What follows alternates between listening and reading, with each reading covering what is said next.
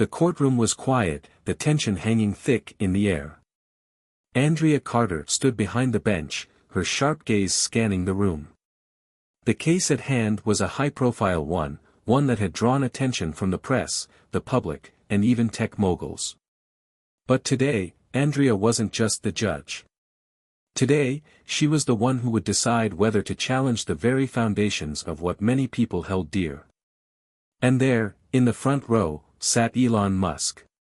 His presence was like a storm cloud, looming over the room, his cool, composed demeanor almost out of place in the heat of the courtroom drama. Andrea's heart beat faster, but she kept her cool. Elon Musk, one of the most influential figures in the world, was no stranger to controversy. But what Andrea didn't expect was that the storm would come from her own words, and from a place she had never anticipated.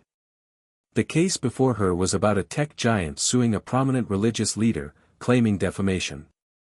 The issue was deep-rooted in both faith and technology, and Andrea's decision was going to matter, not just to those involved, but to the world watching. As she prepared to make her ruling, she felt the weight of the moment pressing down on her shoulders. She adjusted her glasses and leaned forward. We live in a world where the lines between belief and technology are constantly shifting, she began, her voice firm, but strangely uneasy. She had always prided herself on making decisions that were fair and balanced, but today felt different. Today, she felt like the world was watching, waiting for her to make a mistake, waiting for her to do something unexpected. Andrea's mind wandered for just a moment. What would it be like to be a billionaire? To not worry about making decisions that could ruin you or change your life forever. She glanced at Elon Musk again. He sat there, watching her, his expression unreadable. No doubt, he was used to getting what he wanted, but Andrea wasn't just going to let him have an easy ride today. The tension continued to build as Andrea gathered her thoughts. She had never felt more uncertain in her life. The evidence was overwhelming in favor of the tech company, but something about the case gnawed at her. It wasn't just about defamation or money. There was something deeper at play, something that tugged at the strings of her very soul. As she stood up to give her ruling, the words that left her mouth shocked even herself. Sometimes, we must ask ourselves, what if everything we've been taught to believe is just a story? What if the idea of a higher power is just that, a story? The courtroom gasped. Elon's eyebrows shot up, his hands gripping the armrests of his chair. The air seemed to freeze as every eye in the room turned toward Andrea. She had just done the unthinkable. I mean no disrespect, Andrea continued, her voice trembling slightly. But we can no longer pretend that everything we hold sacred is beyond question. We have to be brave enough to examine the truth, no matter where it leads. Her words hung in the air like smoke. For a brief moment, Andrea questioned what she had just said. Her body felt light, as if she were watching someone else speak, but then she realized, this was the moment she had been waiting for. This was the moment when she would challenge everything. A silence followed that felt like it lasted forever. No one spoke, no one moved. The room was paralyzed, trapped in the weight of her words. It was as if the universe itself was holding its breath. And then, Elon Musk stood up. Judge Carter, Elon said, his voice measured and calm. I must admit, your words are surprising. But I respect your courage to speak your truth. You've given me something to think about. His words, though mild, carried a weight that only someone of his stature could command. I don't agree with everything you said, but there's something to be said for questioning the status quo. Andrea felt her heart skip a beat. Was he defending her? Or was he simply trying to manipulate the situation in his favor? She couldn't be sure, but she knew one thing, this moment would change everything. As Elon took his seat again, the room remained silent, waiting for Andrea's next move. She had just made a statement that could cost her everything. In a single moment, she had shattered expectations, and in doing so, she had opened the door to a new kind of power, a power that came not from the law, but from her ability to make people question everything they thought they knew. Thank you, Mr. Musk, she said quietly, still reeling from the intensity of the moment. I believe we can all learn from this. But the question that lingered in the back of her mind was the one that had been there all along: what would happen next? Would the public forgive her? Would the media twist her words into something they were never meant to be? Or, perhaps, would this moment ignite a firestorm that would change the very way society viewed power, belief, and truth? As Andrea stepped down from the bench, she felt the weight of the world on her shoulders. She didn't know what the future held, but she did know one thing: she had made a choice. A choice that would change the course of her life and perhaps the lives of those who were watching. She glanced at Elon one last time, but he was already gone, his exit as quiet as his entrance. She didn't know what he would do with this moment, but she did know that she had set something in motion. Whether it was a revolution or a catastrophe, only time would tell. Andrea took a deep breath and stepped into the unknown. The world would never be the same. Hit subscribe and leave a comment with where you're watching from. This story might just spark a new beginning. What's one thing that always pushes you forward, even when things get tough? Andrea Carter's life hadn't been an easy one, but she had made it look effortless. As a child, she had dreamed of becoming a judge, watching the courtroom dramas on TV with wide eyes and an even wider imagination. Growing up in a tough neighborhood, where violence and poverty seemed like the only constant, Andrea had always believed that education and hard work were the keys to escaping the cycle of hardship.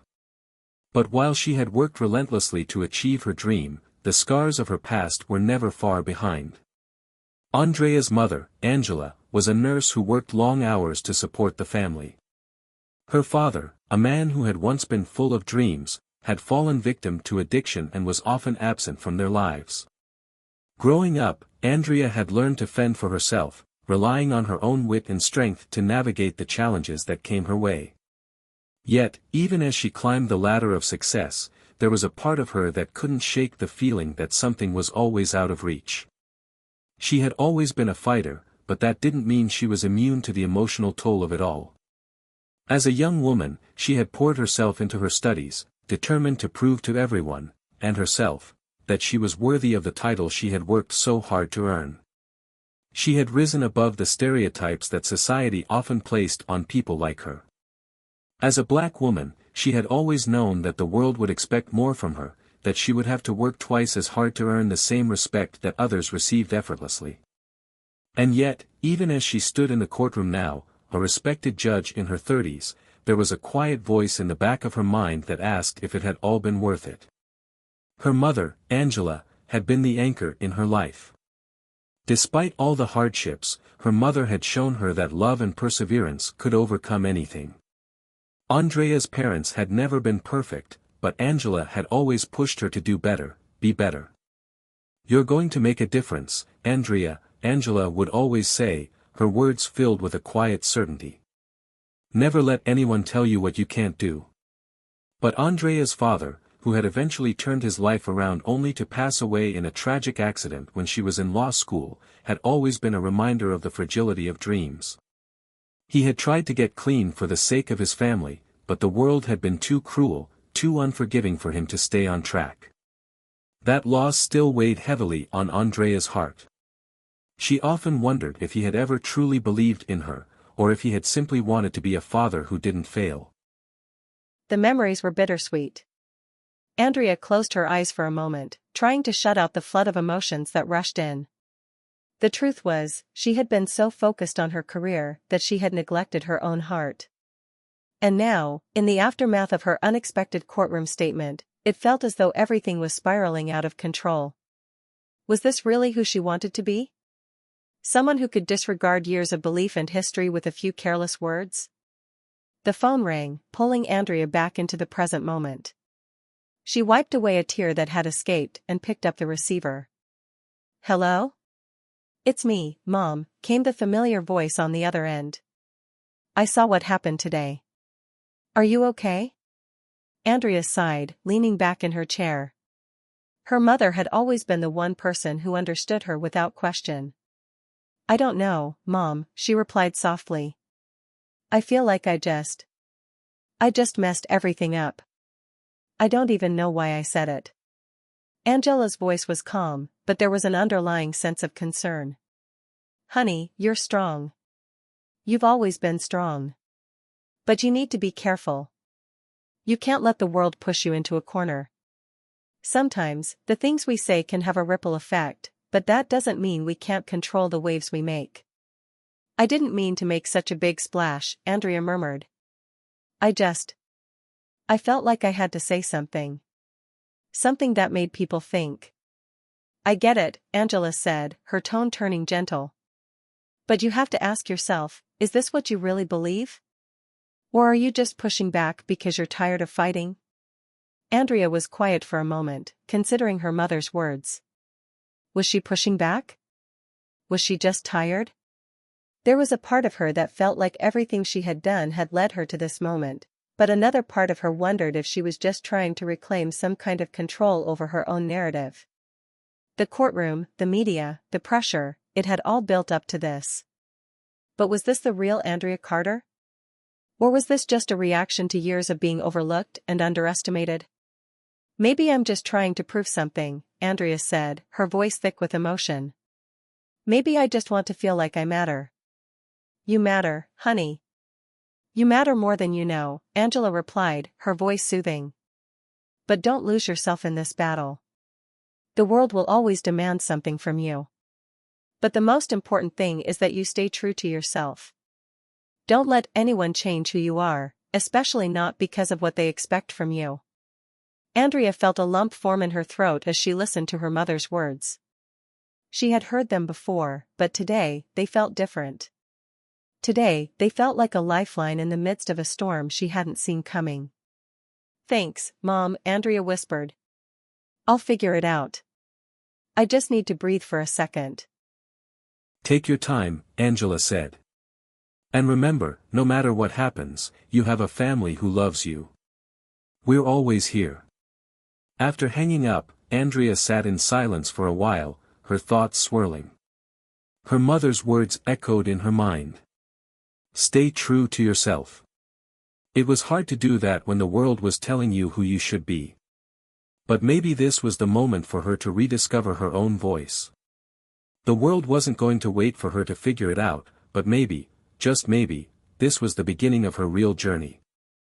Not the one she had been playing out for years, but the one where she could finally be Andrea Carter, not just the judge, not just the woman who had fought to prove herself, but someone who could embrace her own truth, regardless of the consequences.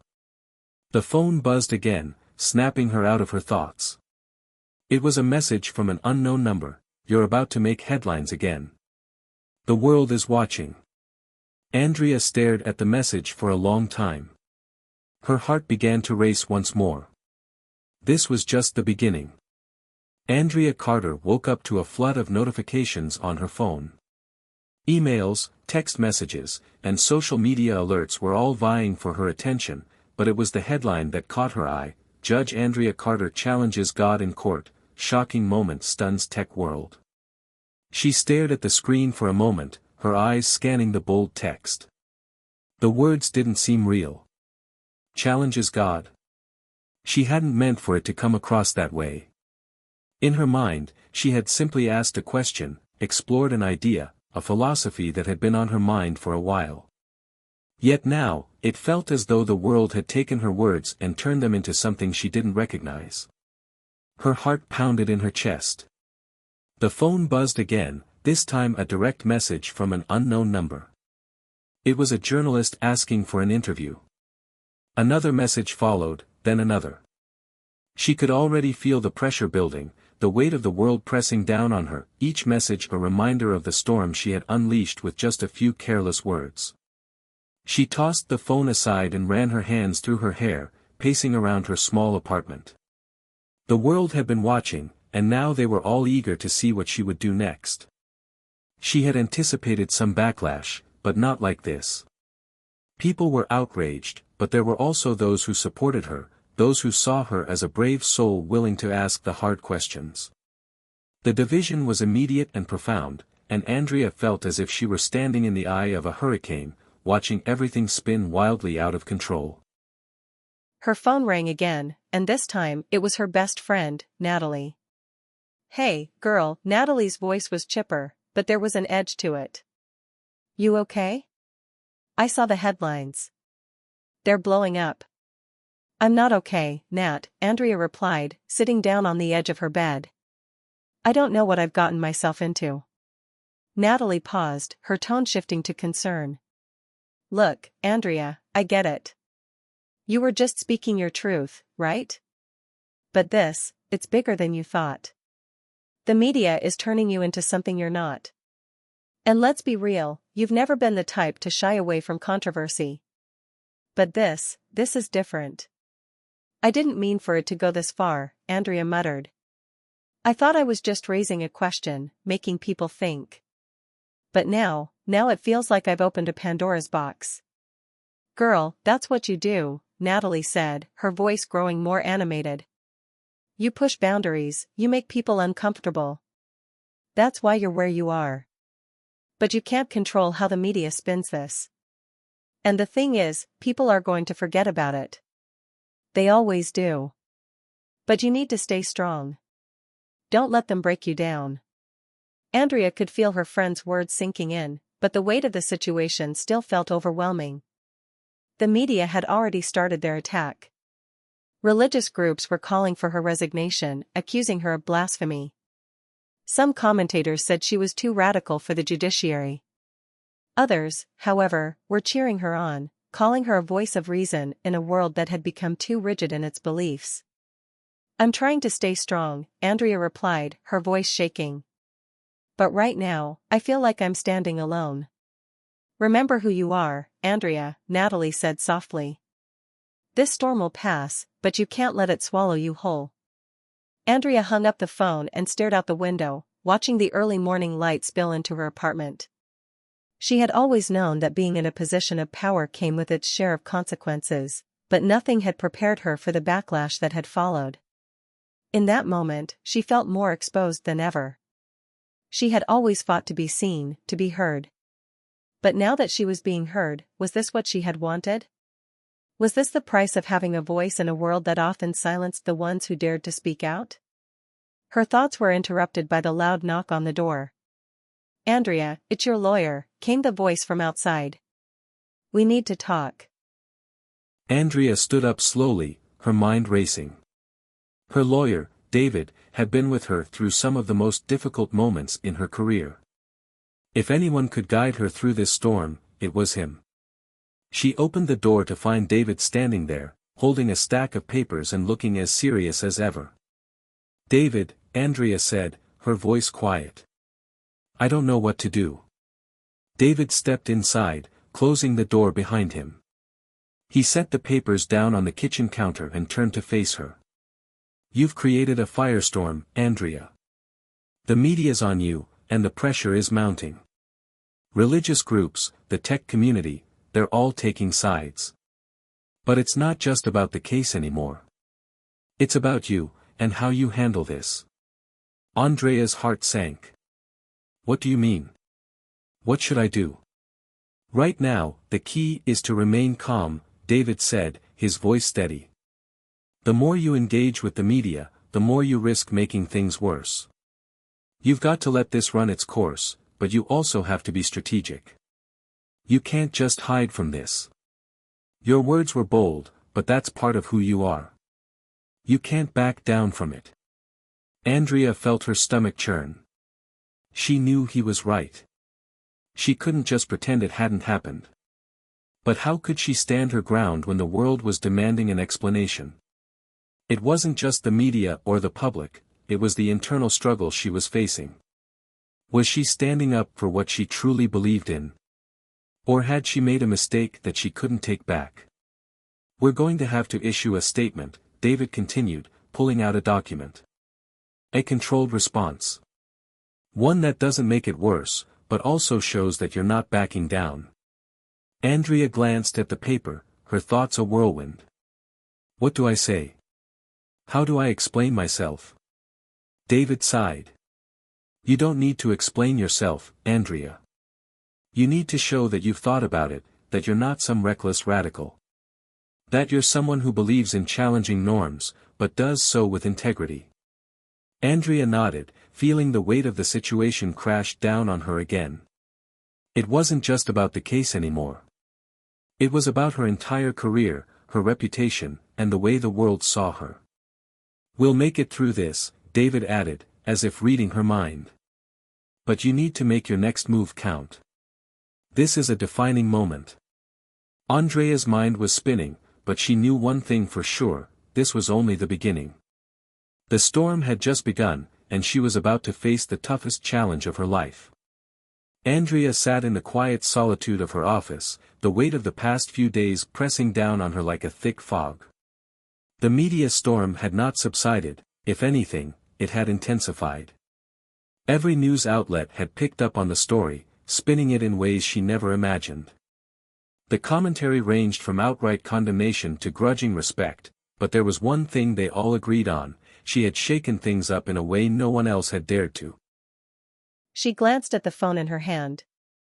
The notification pings were relentless: interview requests, social media comments, calls from friends, family, colleagues, even politicians. It felt like the entire world was watching, waiting for her next move. And yet, in the midst of the chaos, there was something unsettlingly quiet about her. She had always been confident in her choices, but now, she couldn't help but question herself. "What am I really doing?" she whispered to herself, the words feeling foreign. It was as if the person in the mirror was someone she didn't entirely recognize anymore. The door to her office creaked open, and her assistant, Sarah, walked in, holding a stack of papers. "Judge Carter, I have the statement draft from your lawyer," she said softly, her eyes betraying a mix of concern and uncertainty. "You need to review it before we send it out." Andrea nodded, taking the papers from Sarah's hand. As she read through the statement, she felt a strange mix of frustration and resignation. The words felt safe. Too safe. It was the kind of apology that was carefully crafted to avoid making waves. But Andrea didn't want to apologize, not for speaking her mind, not for asking the tough questions. She was a judge because she believed in the importance of fairness and questioning authority. But now, in the glare of the spotlight, it felt like she had to toe the line between standing her ground and keeping her job. She set the statement down with a sigh. "I can't send this out," she said, more to herself than to Sarah. "This isn't me." Sarah, sensing the tension in Andrea's voice, took a cautious step forward. "What do you want to do instead?" Andrea leaned back in her chair, her fingers tapping against the armrest. She didn't know the answer, not exactly. But something had shifted inside her. She had spent so long trying to meet everyone's expectations that she had lost sight of her own. She had spent so many years keeping her head down, working twice as hard as anyone else, proving her worth. And now, when the world was watching, she couldn't just retreat into a version of herself that didn't ring true. "I'm going to issue a statement," Andrea said, her voice firming with determination. "But it won't be an apology. It will be the truth." Sarah looked at her, unsure. "The truth?" "Yes," Andrea said, standing up. "It's time I stop hiding behind the expectations of others. The truth is, I questioned God. And I believe that questioning is important. It's part of how we grow. If people can't handle that, then I guess they aren't ready to have an honest conversation." Sarah nodded, although she still looked apprehensive. "I'll leave you to it, then. Just, be careful, Judge Carter. The press is relentless." Andrea didn't respond. Instead, she pulled a chair in front of her desk and began to write. The words came easily, more so than she expected. They weren't the usual formal statements or press releases. These were the raw thoughts and emotions that had been churning inside her for days.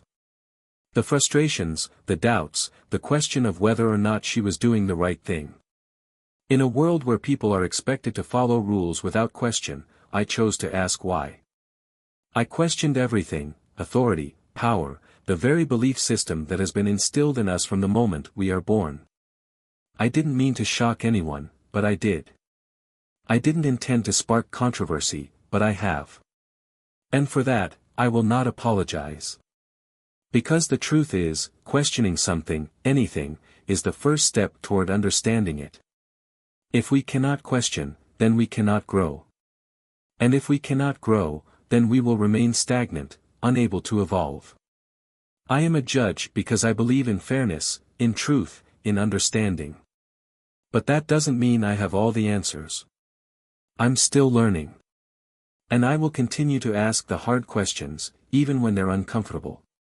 Andrea read through the statement several times, her eyes scanning each word, each sentence. It was honest. It was raw. It was her. And for the first time in days, she felt like she could breathe. Her phone buzzed again, and this time it was a text from Natalie.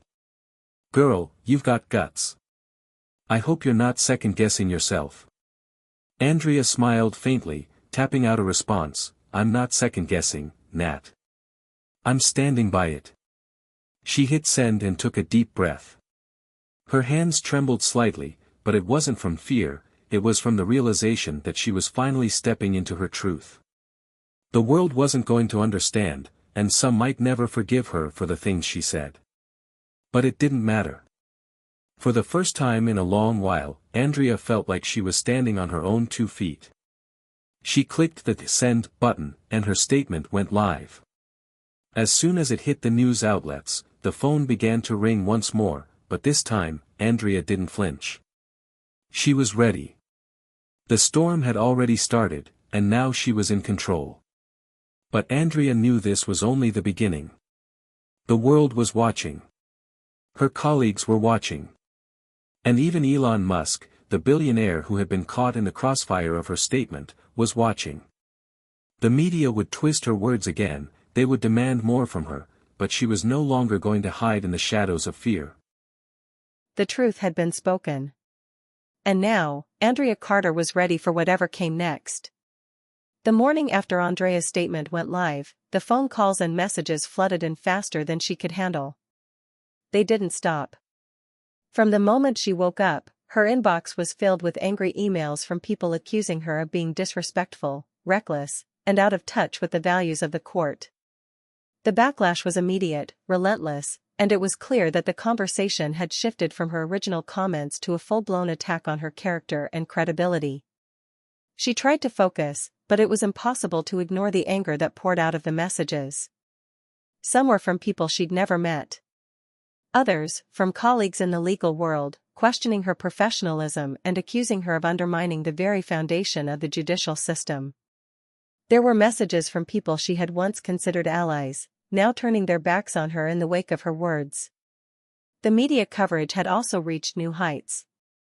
A major news outlet had broadcasted an entire segment on her, featuring a debate between commentators who argued about her qualifications and whether she was fit to remain in her position as a judge. There was even a poll online asking whether she should be removed from the bench. Her phone buzzed again, pulling her from her thoughts. It was a message from her mentor, Judge Harold Peterson, one of the most respected figures in the legal world. "Andrea, I've known you for years. But I have to say, what you said last night was a step too far. You may have the right to ask questions, but there's a line. I think you need to seriously reconsider how you're handling this situation. The court doesn't take well to controversy." Andrea sat there for a long moment, staring at the screen. The words stung, coming from someone she had always looked up to. But she refused to let the criticism break her. Not yet. The next call was from her lawyer, David. She picked up immediately. "Andrea," David's voice was calm, but she could tell there was concern in it. "I've seen the statement. The media's running with it, and they're twisting your words in ways you didn't intend. But what's worse is that there are calls for your resignation. People are starting to rally against you." Andrea sat back in her chair, exhaling sharply. "I know.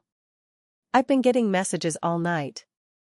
I'm not going to apologize for what I said, David. It's the truth. And if I back down now, I'll never be able to hold my head high again." David was silent for a moment, as if weighing his words carefully. "I get it, Andrea. But we need to be strategic. There are powerful people who are watching this situation closely. If it continues to spiral, it could cost you your career. It could cost you your seat on the bench. Andrea felt a pit form in her stomach. She had known the risks when she spoke out, but hearing it so plainly made it all the more real. The pressure was mounting, and it was starting to feel like the walls were closing in. "What do you want me to do?" she asked, her voice tight with frustration. "I'm not telling you to apologize," David replied. "But you need to handle this carefully. We can't just ignore the calls for your resignation. There's a way to navigate this, but it's going to require you to take a step back and think about the long-term consequences." Andrea's gaze fell to the floor.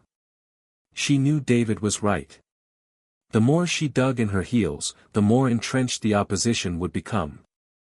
But conceding, even a little, felt like a betrayal of her own beliefs. Before she could respond, her phone rang again.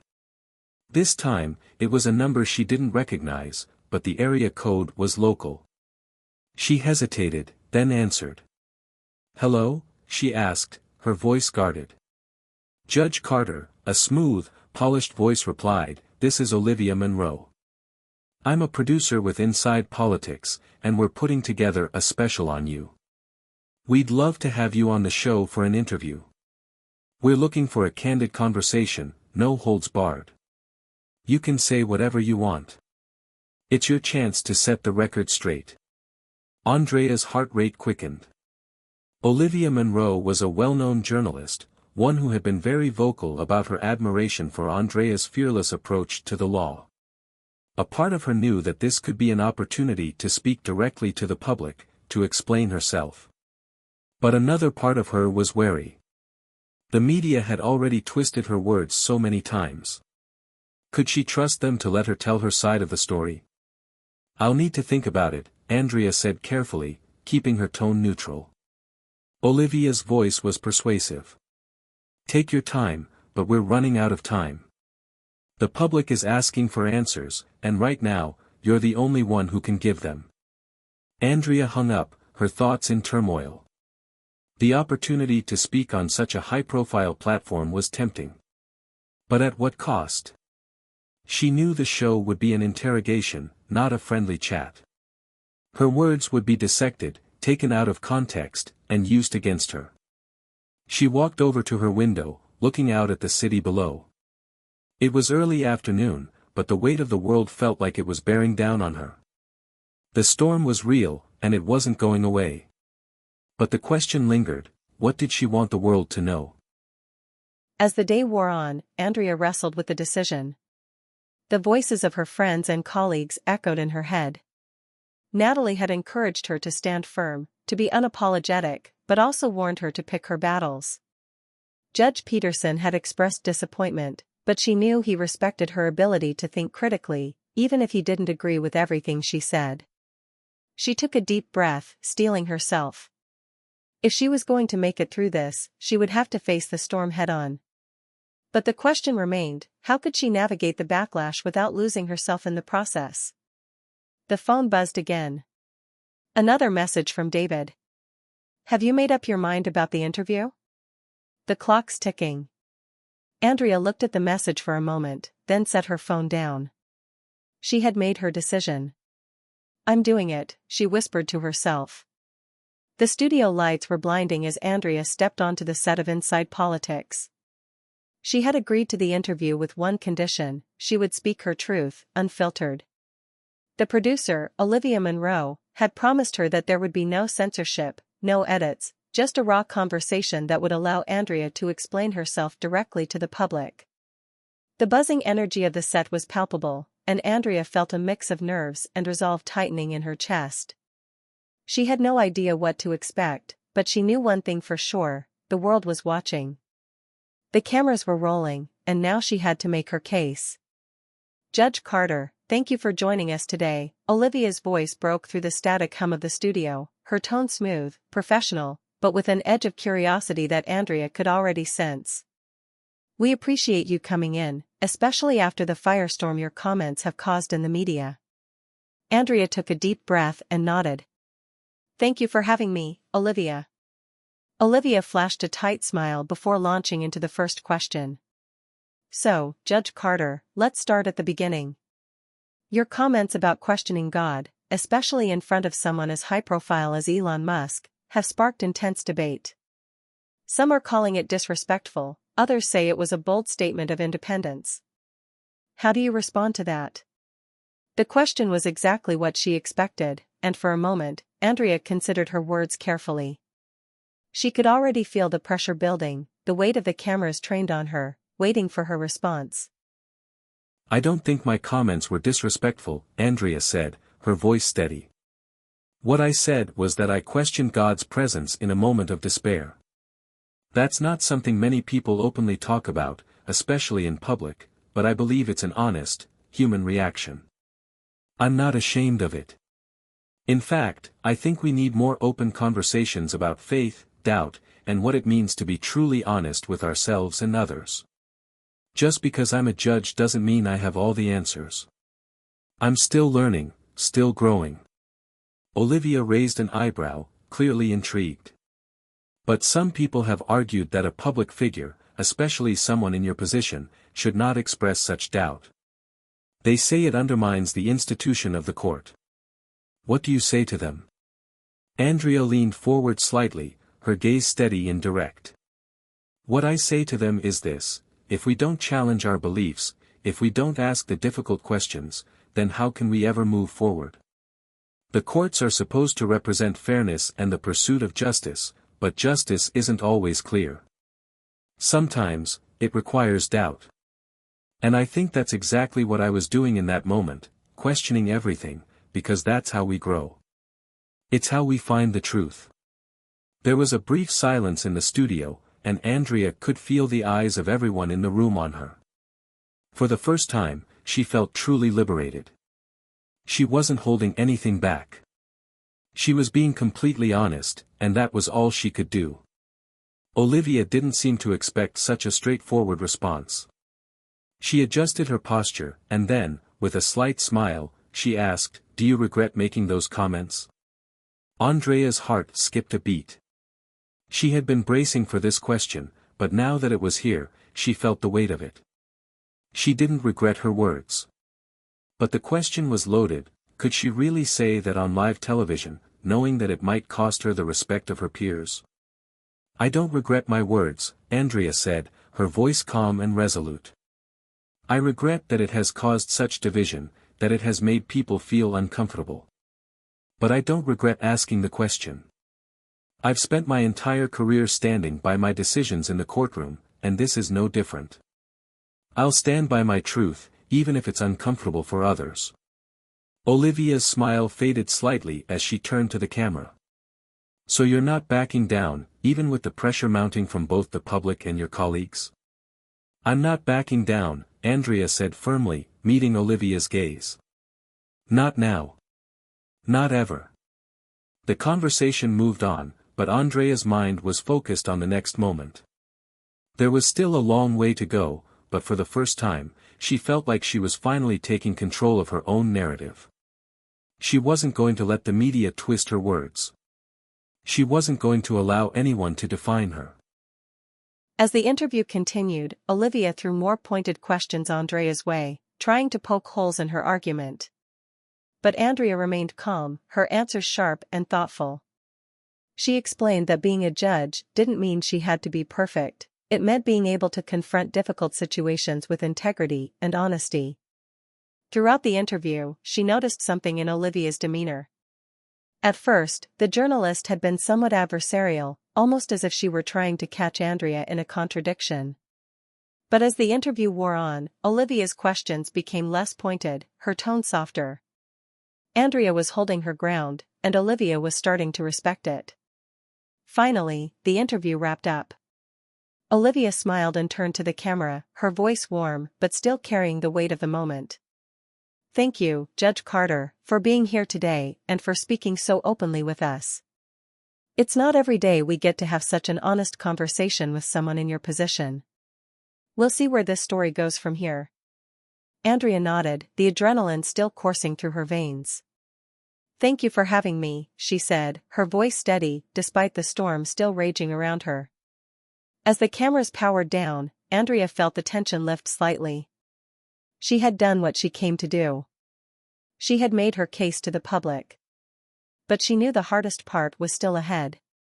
The media was already buzzing, and the public was divided. Some applauded her courage, while others were calling for her resignation. But one thing was certain, she had set the stage for whatever came next. She walked off the set, feeling a sense of exhaustion, but also a quiet sense of pride.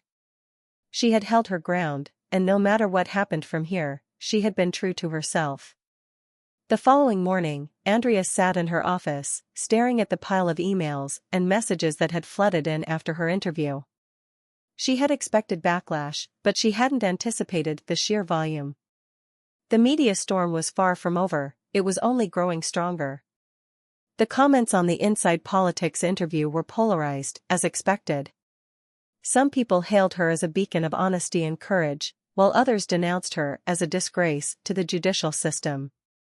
The debate had even reached social media, where hashtags like #JusticeForCarter and #CarterMustGo were trending. It was clear that Andrea had struck a nerve with the public, and the shockwaves were being felt far beyond the courtrooms. One particular message caught her eye. It was from her brother, Marcus. He had been one of the few family members who hadn't weighed in on her controversial comments. Andrea had always been close with Marcus, and his silence had been haunting. Now, he had finally reached out. "Andrea, I'm really worried about you. I saw the interview. I get that you're trying to stand your ground, but are you sure this is the right battle to pick? You're in a tough spot. Just think carefully about the next steps. You're already one of the best, but this could cost you everything. Love you." The words hit Andrea harder than she expected. Marcus had always been her protector, the one who had her back no matter what. Seeing him so concerned, even a little distant, made her feel the weight of the situation more than ever. Could she really afford to stand firm in the face of all this opposition? Or was Marcus right, had she gone too far? Before she could dwell on it, her phone rang. It was David, her lawyer. He had been her rock throughout this whole ordeal, always offering level-headed advice, but today, there was an urgency in his voice. "Andrea, we need to talk," he said, his tone serious. "I just got off the phone with the Bar Association. There's a formal inquiry into your actions as a judge. They're investigating whether your public statements have compromised your ability to uphold the integrity of the judicial system. This is bigger than we thought." Andrea's stomach dropped. The Bar Association, the very body that governed her career, was now involved. The possibility of an investigation into her conduct was more than just a professional setback. It was a threat to everything she had worked for. "When does this investigation begin?" she asked, trying to keep her voice steady. "It's already started," David replied. "I've managed to delay a formal hearing, but you need to understand this is serious. If they determine that your comments were inappropriate, or worse, damaging to the public trust, you could be looking at disciplinary action. Worst case, they could recommend your removal from the bench." The words felt like a punch to the gut. Andrea had always prided herself on her professional integrity, her ability to uphold the law with fairness and without bias. Now, she was being questioned for the very thing that had always made her proud, her honesty. "I need to prepare for this," Andrea said, her mind racing. "What can we do? Is there a way out of this?" David was quiet for a moment before responding. "There's always a way forward, but it's going to take careful maneuvering. You have to show them that you understand the gravity of your actions, even if you don't agree with the conclusions they're drawing. You have to take responsibility for what you said, but without backing down completely." Andrea sat back in her chair, feeling the weight of David's words. She wasn't prepared to apologize for her beliefs, but she also couldn't afford to lose everything. She needed a strategy, and she needed to act fast. "I'm not going to apologize for what I said," she stated, her voice firm. "But I will make them understand that I did not intend to undermine the system." I'll show them that I am still committed to the principles that have guided my career. David's response was reassuring. That's the spirit. But remember, the next few weeks are going to be critical. We need to be strategic, and I'll be with you every step of the way. After hanging up, Andrea felt a cold wave of reality wash over her. This was no longer just a personal battle. It was a fight for her career, her reputation, and everything she had worked for. She couldn't afford to make a single misstep. The stakes were too high. Later that afternoon, Andrea met with Natalie at a cafe, hoping to clear her head and get some perspective. Natalie had been her closest confidant throughout the whole ordeal, and Andrea needed her more than ever. You look like you haven't slept in days, Natalie remarked, her eyes scanning Andrea's face with concern. I haven't, Andrea admitted. It's been a whirlwind, Nat. The media, the backlash, the inquiry. I don't know how much longer I can keep this up. Natalie nodded, leaning across the table. I know it's been tough. But you're strong, Andrea. You've made it this far, because you've never backed down. The people who support you, who really know you, will stand by you. And as for the rest of them, they're just loud voices. You know what you need to do. Andrea smiled weakly. And what's that? Own it, Natalie said, her voice filled with conviction. Own your truth. You said it before, you're a judge, not a puppet. If people can't handle your honesty, then that's on them, not you. You've been doing this job for years. Don't let one moment define your career. Andrea sat in silence for a moment, reflecting on Natalie's words. Maybe it was time to stop second-guessing herself. She had made her decision to speak her truth, and now, she had to live with it. The pressure wasn't going to let up, but neither was she. She had fought for justice her entire career, this was no different. I think you're right, Andrea said, her voice stronger now. I've come this far because I've stood by my convictions. And I'm not going to let anyone take that away from me. Natalie grinned, raising her coffee cup in a mock toast. That's the Andrea I know. The days that followed Andrea's interview were like nothing she had ever experienced. The media storm raged on, with each new headline either slamming her for her boldness or praising her for standing up against the status quo. The world seemed divided, and as the attention continued to escalate, Andrea felt the weight of it all pressing down on her. Her office was no longer a place of peace and focus. Reporters camped outside, their cameras fixed on the entrance like vultures, waiting for the next slip-up. Phone calls and messages flooded her inbox, many of them angry, some supportive, but all demanding a response. It was as if her entire life had been reduced to one moment, a single phrase that was now being dissected by every media outlet in the country. Despite the chaos, Andrea couldn't ignore the growing sense of dread in her stomach. The inquiry from the Bar Association was moving forward, and the pressure to back down, to apologize or explain herself, was mounting. But she refused to be intimidated. This was her truth, and she wouldn't let anyone, no matter how loud they screamed, take it from her. She spent the next few days preparing for what was to come. David had already laid out a legal strategy, advising her to remain calm, composed, and consistent in her messaging. Public appearances and statements would need to be calculated.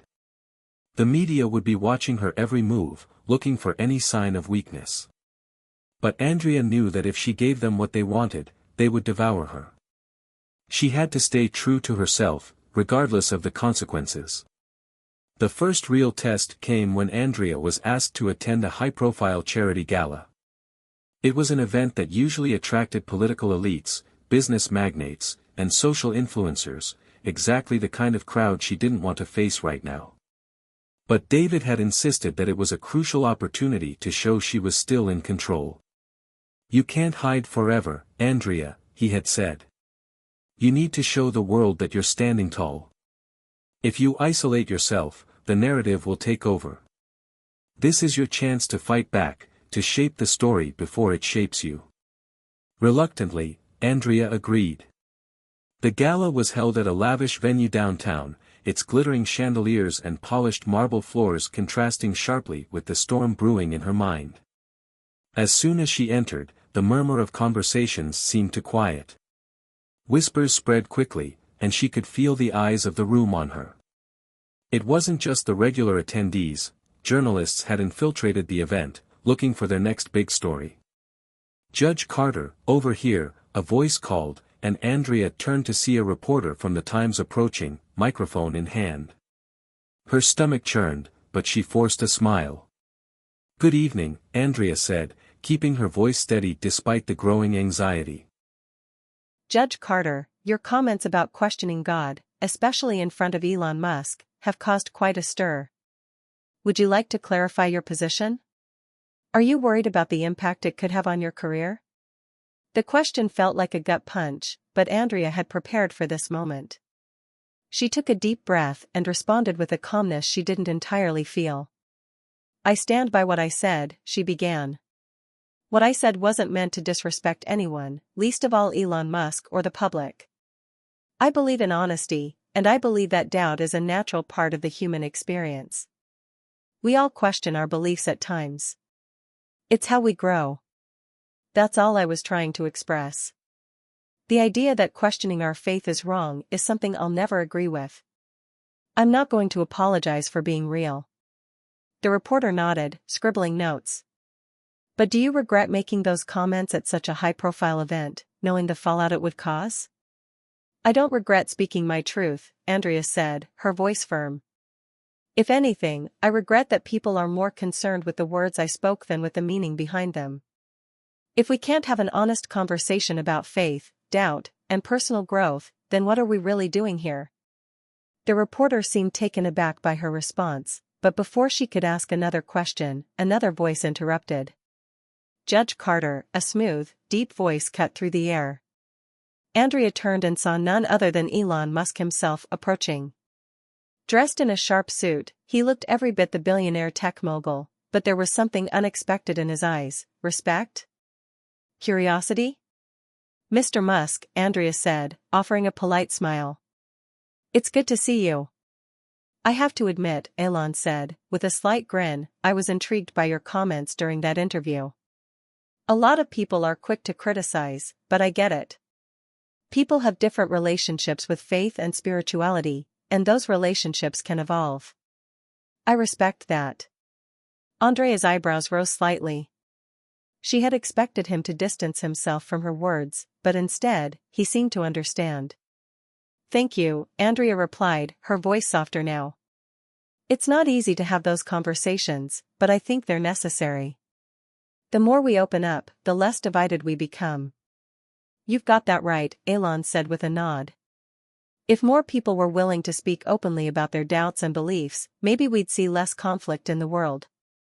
Anyway, I wanted to introduce you to a few people, if you're interested." Andrea nodded, trying to push aside the surprise she felt.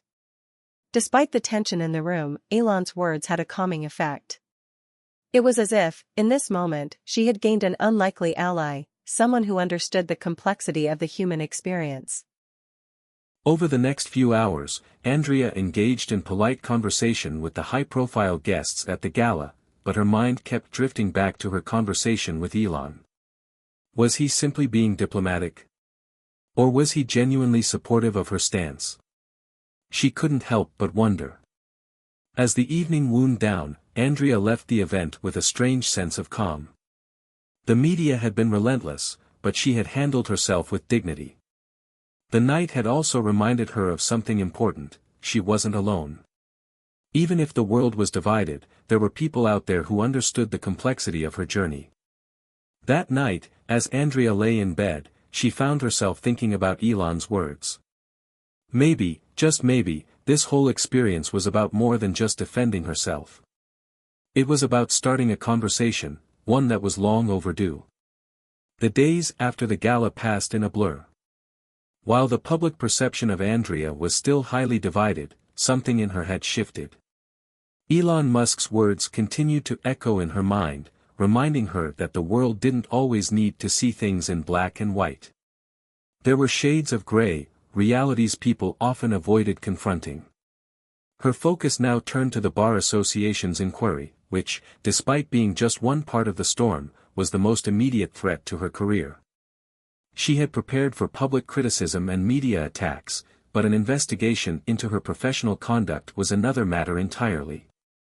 This was no longer just about defending her words, but defending the very foundation of her career. Andrea knew she couldn't keep running from the consequences. The whispers, the condemnation, it was all part of the process now.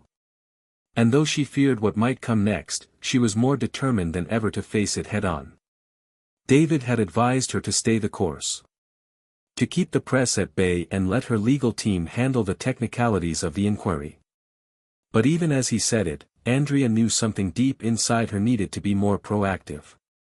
There were parts of this story, the things nobody was willing to talk about, that she needed to address. The truth wasn't just what happened in that interview, it was everything that led up to it, everything that was being ignored. For days, she had replayed her life, her career, her rise to the bench. She had seen the cracks, the tensions, the moments where her convictions were challenged. But now, she understood something she hadn't fully grasped before, there was a much bigger picture here, and it wasn't just about her. It was about the system itself, about the contradictions, the injustices, the biases that had shaped everything she'd done as a judge. Her decision to go public, to speak her mind about faith and doubt, had been a culmination of years of inner struggle. It was a reflection of her own disillusionment with a system that, in many ways, was as flawed as the people it was supposed to serve. This wasn't just about a controversial comment, it was about justice, morality, and the messy human experience that no one seemed willing to address. That night, as Andrea sat in her apartment with a glass of wine in hand, she made a decision. If the Bar Association wanted to investigate her, fine. Let them. But they would have to hear the full story, the one she had never told anyone before. The truth that had always been buried beneath her career's polished surface. The next morning, Andrea called David. "I'm ready," she said, her voice filled with a quiet resolve. David, always the voice of caution, hesitated. "Ready for what?" "I'm not just going to sit back and let them control the narrative," Andrea replied. "I'm going to tell them everything. The good, the bad, the ugly. If they want to know what kind of judge I am, they need to understand the full picture. It's time." David was silent for a long moment. "Andrea, are you sure? This could make things a lot more complicated." "I know," she said. "But if I'm going to face the consequences of speaking my truth, then I'm going to make sure they understand why I said what I said. I'm not just a judge. I'm a human being who's seen the flaws in the system, who's struggled with the contradictions, and who's tried, sometimes unsuccessfully, to reconcile all of it. I'm done hiding behind the mask of perfection." David let out a long sigh. "All right. I'll start preparing the statement. But you need to be prepared for the fallout. This won't be easy, Andrea. I'm not looking for easy. I'm looking for honesty." Andrea's decision wasn't an easy one. The next few days were spent crafting a carefully worded statement, one that would explain her stance, her journey, and the reasons behind her words. It was not just a defense, but a declaration, a plea for understanding from those who saw only one side of the story. When the statement was ready, Andrea knew it would send shockwaves through the legal community. But she had to do this. She had to face the world without the barriers she had spent years building. It was time to let the truth speak for itself. That afternoon, as Andrea prepared to release the statement to the press, she received an unexpected visitor. It was Marcus, her brother. "Hey, sis," he said, his voice low as he entered her apartment. His usually confident demeanor was gone, replaced with a look of quiet concern. "I've been reading all of this. The interview, the fallout, and the inquiry. I don't know. I get why you said what you said, but is it worth it? What if this ends everything? What if they remove you from the bench?" Andrea met his gaze, seeing the worry etched into his features. Marcus had always been her rock, and seeing him so uncertain made the weight of her decision even heavier. But she had made up her mind. "It's worth it, Marcus," she said quietly. "Because if I don't stand by my truth, then I don't know who I am anymore. I've spent my life hiding behind rules, behind what others expect of me. But this is bigger than just me. It's about making the system better, about making people see that justice isn't always black and white." He looked at her, his eyes searching her face. "You've always been the strong one. But I'm scared, Andrea. This could destroy everything." "I've been scared too, Marcus," she admitted. "But I'm tired of being afraid. Tired of letting fear control my life. If I lose everything over this, then I'll deal with it. But at least I'll know that I was honest. That I didn't back down." Marcus didn't say anything for a moment, then finally nodded. "Just promise me you'll be careful. You're my sister, and I don't want to see you crushed by this." "I promise," she said softly. "But I have to do this. For me." As Marcus left, Andrea sat alone in her apartment, the weight of her decision pressing down on her. The statement was ready to be sent out. The world was about to see the side of her they hadn't yet known, the side that had struggled, the side that questioned, and the side that, despite it all, still believed in something better. She hit send. The next morning, Andrea awoke to the sound of her phone buzzing incessantly. Her heart raced as she glanced at the screen and saw the flood of notifications, messages, emails, and calls. The statement had gone live. And as expected, the world had responded. Some hailed her as a champion for transparency and self-reflection. Others, however, were unforgiving. The media outlets picked up the story almost immediately. Headlines flashed across her phone screen. Judge Andrea Carter speaks out, the truth behind her shocking comments. Bar Association inquiry, Judge Carter defends her integrity. Controversy deepens, will Judge Andrea Carter lose her seat? Andrea stared at the glowing screen, a mix of exhaustion and anxiety settling in her chest. She had expected this. What she hadn't expected was how much of it would feel like a personal attack. The criticism was harsh, and the support, though genuine, was buried under layers of negative commentary. She spent the first few hours of the day sifting through the messages, responding to the kind ones, deleting the harsh ones, and forwarding the legal inquiries to David. But the one message she couldn't ignore was from the Bar Association. "We will need to meet with you in person regarding your public statement. Please arrange a time for us to discuss further. This matter is of the utmost importance." Her stomach twisted as she read it. This was no longer just a media circus, it was becoming official. They were moving quickly, and Andrea knew the stakes were higher than ever. A simple misstep, a single wrong word, and it could all be over. The inquiry could lead to her removal from the bench. As the day wore on, the storm outside her apartment intensified. She opened her window, staring at the rain as if it could wash away the mounting pressure. But no matter how hard she tried, she couldn't escape the reality she was now facing. David called her just before noon. "Have you seen the Bar Association's response?" he asked. There was no need to ask. Andrea could hear the concern in his voice. "I saw it," she replied. "They want to meet. I know this is serious, but I'm not backing down, David. I won't." David's silence was heavy. "I know, Andrea. I just want you to be prepared. This isn't going to be easy. They're going to push hard. They're going to make you question everything you've said." "I've already questioned it," Andrea said, her voice firm. "And I'm still standing by it. This is bigger than my career. This is about the system, about how it's flawed, about how we need to confront the things we're afraid to talk about." "Just be careful," David warned again. "They'll try to tear you apart. But you don't have to do it alone." As the conversation ended, Andrea felt a strange sense of calm wash over her. She wasn't alone, not really. She had Marcus, she had David, and, in a way, she had the people who believed in her. The truth she had spoken was her armor now, and she wasn't going to let anyone strip it away. The next few days were filled with preparation. Andrea and her legal team began to strategize for the upcoming meeting with the Bar Association.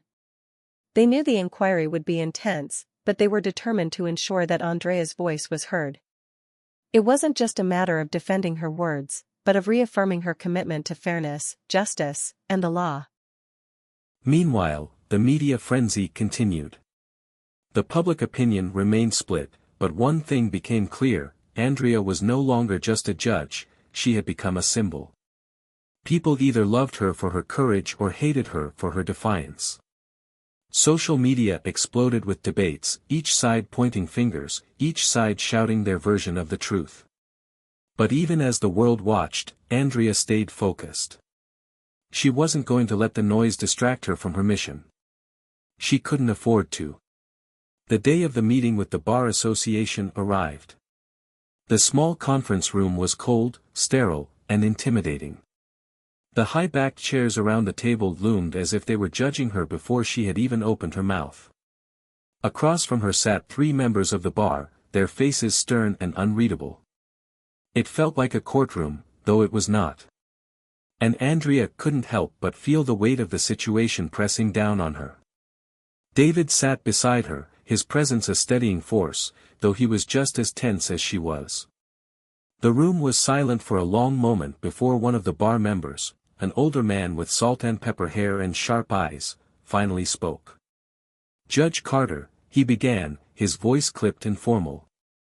"We've reviewed your public statement, and we must say, it raises serious concerns. We're here today to understand your reasoning behind these comments. We need to be clear, your actions have put your position at risk.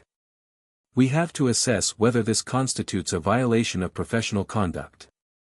Andrea took a deep breath. This was it. The moment she had been dreading, but also the moment she had been preparing for. She wasn't going to shrink back. She had worked too hard to let this define her. "Let me be clear," Andrea said, her voice calm but unwavering. "I do not regret speaking the truth. The comments I made were born from my own struggles with faith, with the legal system, and with the realities of the world we live in. I'm not here to apologize for questioning, for doubting, or for speaking out. We live in a world where those who question the status quo are often silenced, but that's not what I stand for. If the truth puts my career at risk, then so be it.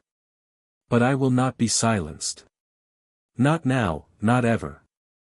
The room was silent for a long moment. The bar members exchanged glances, their faces hard to read. Andrea's heart pounded in her chest, but she didn't flinch. She wasn't here to beg for her career. She was here to stand her ground. Finally, the older man spoke again. "We're not here to crucify you, Judge Carter. We're here to understand. This is about professional conduct, not personal belief. But if we're to move forward, we need to know that you understand the weight of your words and the consequences they carry." Andrea nodded. "I understand. But I also understand that true justice can't exist without honesty.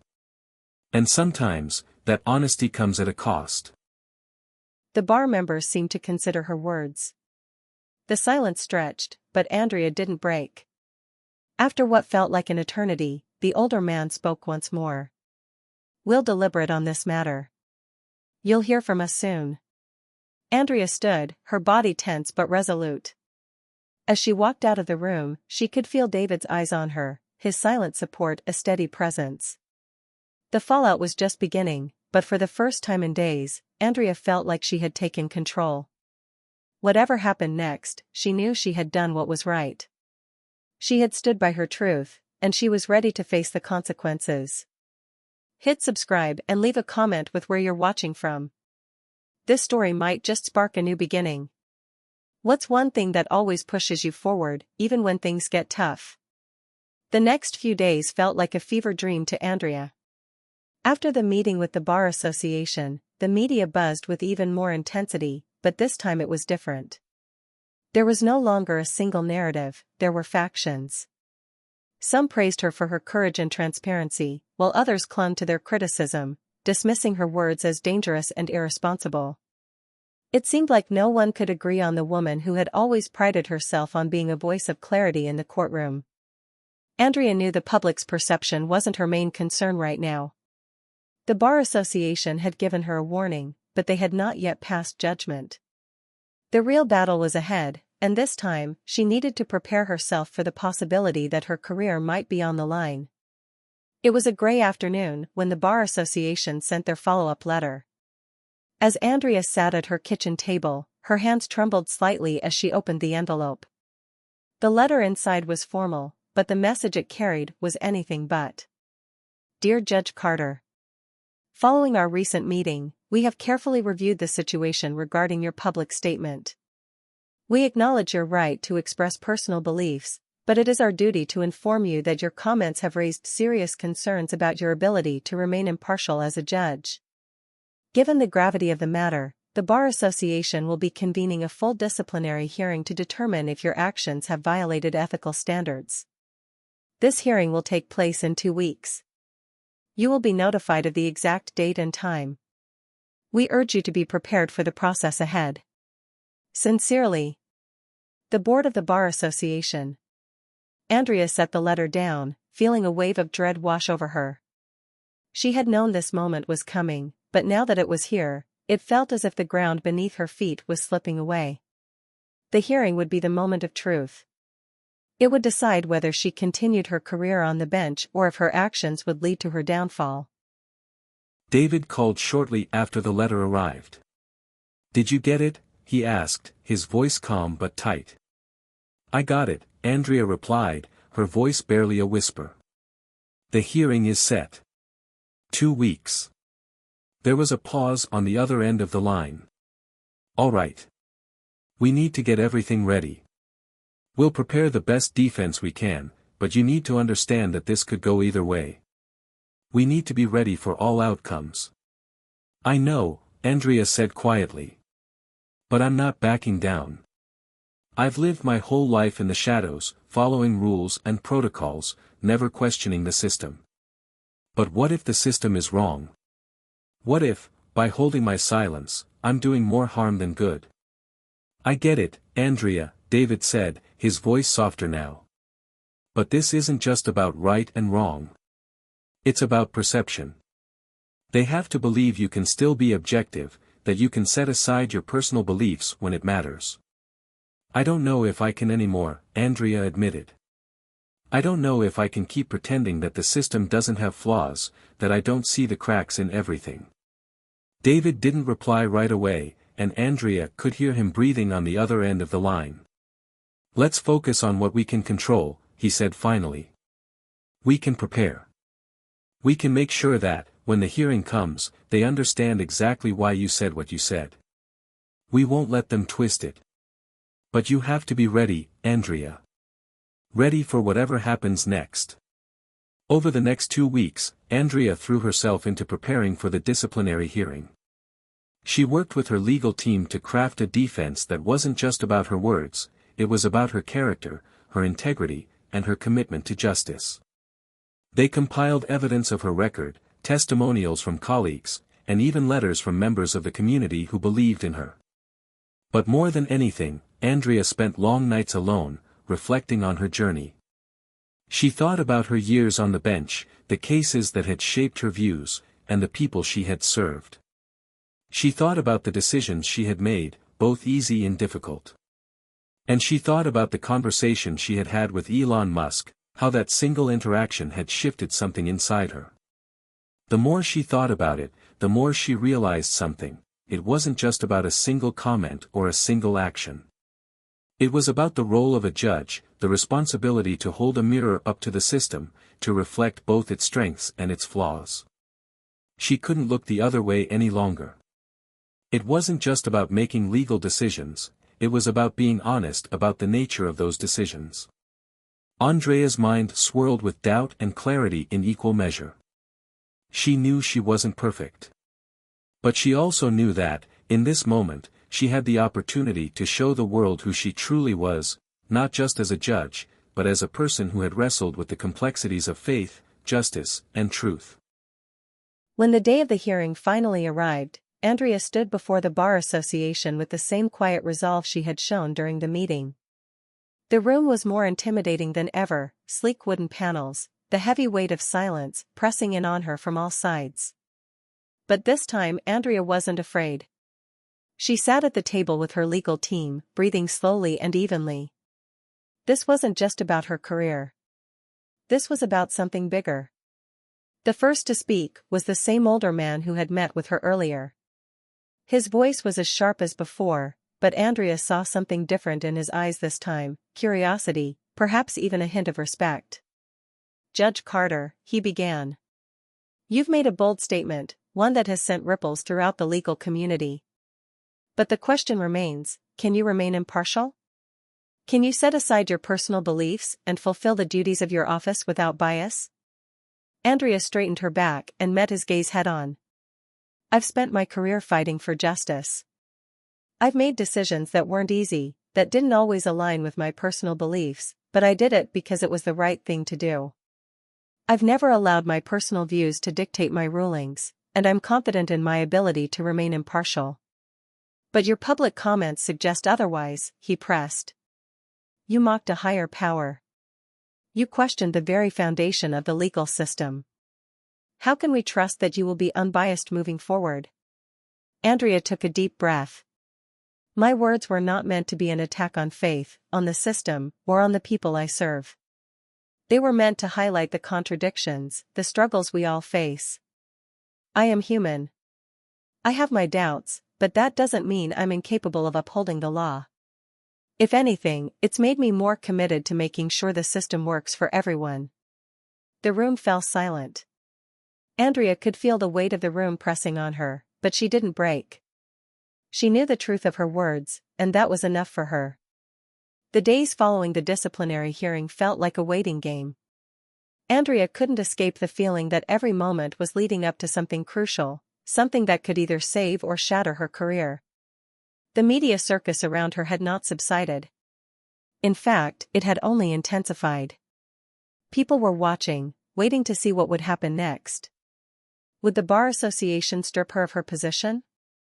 Would she become a martyr for free speech, or would she become another cautionary tale? Despite the mounting pressure, Andrea did her best to focus. The pain of uncertainty was real, but it wasn't going to break her. She knew that the final decision from the Bar Association could come at any time, but all she could do was wait. Every day, she sat in her office, reviewing cases, making rulings, and trying to keep the weight of the world off her shoulders. But it was impossible to ignore the tension that clung to her every move. Her colleagues acted like nothing had changed, but Andrea could see the whispers, the side glances. The unease was palpable, even if it wasn't being spoken out loud. Then came the phone call that no one saw coming. It was a Wednesday morning, just after Andrea had finished her coffee. Her phone buzzed with an incoming call from an unfamiliar number. Hesitant, she answered. "Judge Carter," a voice on the other end said, "This is Henry Dalton, Chief of Staff for Senator Olivia Grant. I wanted to reach out to you personally regarding the situation with the Bar Association." Andrea's heart skipped a beat. The senator's name carried weight in political circles. Olivia Grant had been known for her outspoken stance on judicial reform and the limitations of the legal system. Andrea had heard her speak at several conferences, but they had never met personally. "Senator Grant is very interested in your case," Henry continued. "She believes your stance on the legal system resonates with a larger conversation that's happening across the country.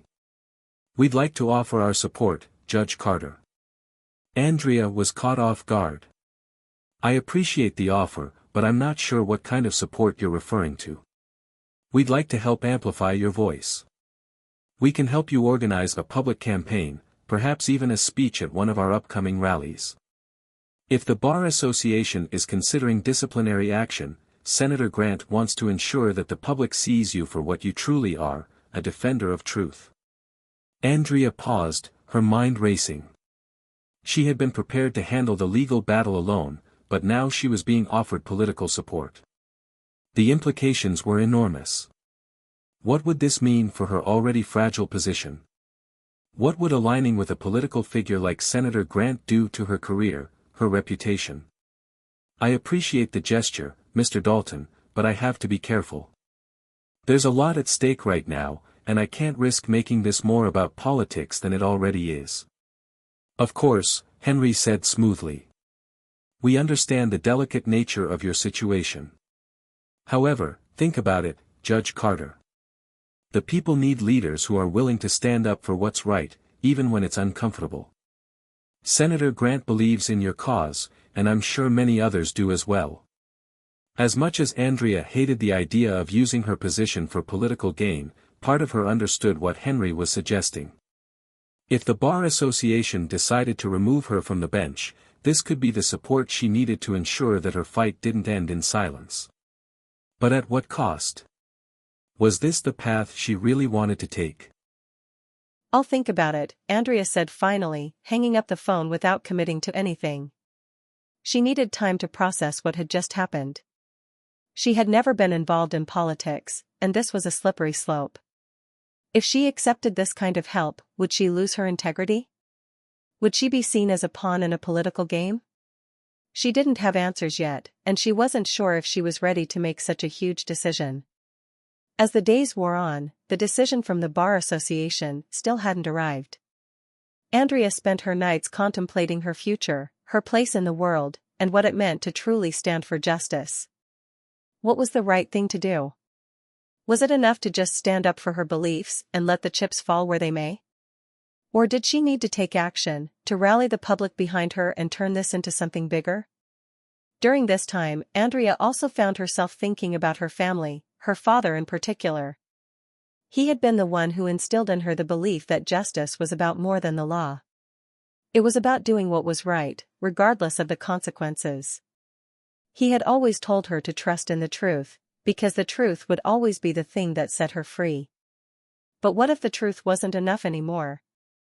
As she sat at her kitchen table late one evening, Marcus called. It was a rare occurrence for him to check in so late, but when she saw his name on the screen, she couldn't help but smile. "Hey, you," she answered, her voice sounding more weary than she wanted it to. "Hey, Andrea. How are you holding up?" Marcus's voice was warm and comforting, a stark contrast to the coldness that seemed to have seeped into her own. "I'm getting by," she replied, looking out the window at the city lights. "But it's been hard, Marcus.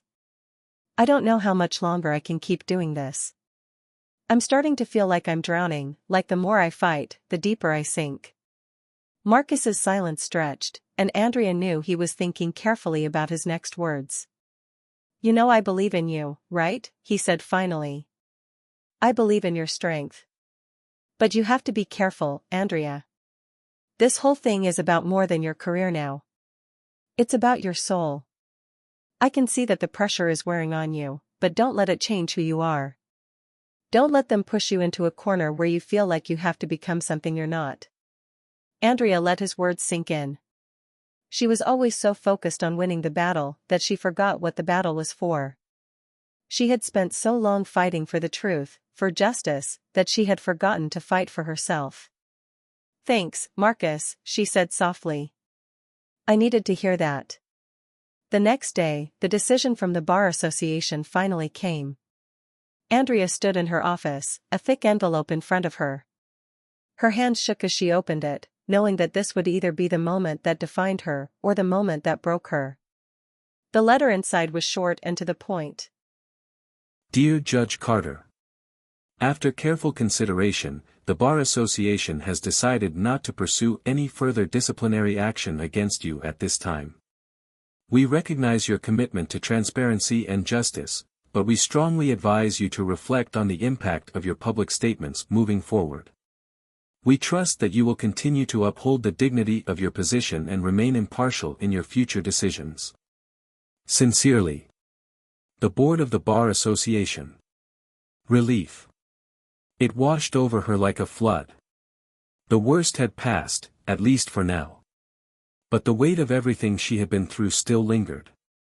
This wasn't just a victory, it was a reminder of how fragile everything was. And the battle wasn't over. It had only just begun. She had survived the hearing, but the media circus surrounding her had not abated. Every time she turned on the television or checked her phone, there were new headlines about her.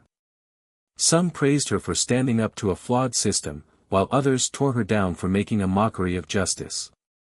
As much as Andrea wanted to ignore it, she couldn't help but feel the weight of the public scrutiny.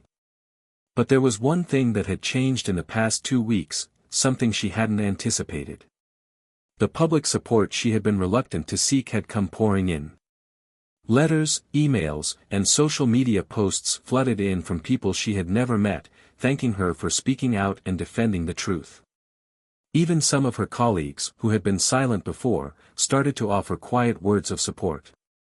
It was clear that her actions had sparked something, a conversation that went beyond the confines of the courtroom. People were talking about the flaws in the legal system, about the role of faith in justice, about whether it was possible to serve as a judge without bias. And while the conversations were uncomfortable, they were necessary. Andrea knew that her decision to speak out had come with consequences, but she also knew that it had forced people to think, to reflect. Her phone buzzed, snapping her out of her thoughts. It was a message from David. "David, we need to talk. Meet me at the office. I have some updates." Andrea's stomach tightened. She hadn't expected more legal developments so soon. She had hoped for a quiet reprieve, but it seemed like the storm was far from over. She grabbed her coat and headed out the door, her mind racing with possibilities. What more could there be to discuss? The office was quiet when Andrea arrived. David was already there, sitting at his desk with a stack of papers in front of him. His face was serious, more serious than she had seen him in a while.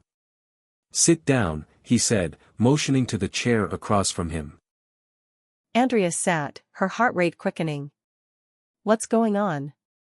David took a deep breath, pushing the papers aside. "I've been looking into some things. I'm sure you've noticed that the media attention hasn't slowed down. In fact, it's only getting worse." Andrea nodded, feeling the familiar weight of the scrutiny pressing on her. "It's not just that," David continued. "The Bar Association may have decided not to pursue any further action, but there's something else brewing behind the scenes. There's talk of a potential investigation. You see, people are using your case as a way to advance their own agendas. The media, politicians, even some of your colleagues, they're all looking for a way to capitalize on your situation." Andrea's stomach dropped.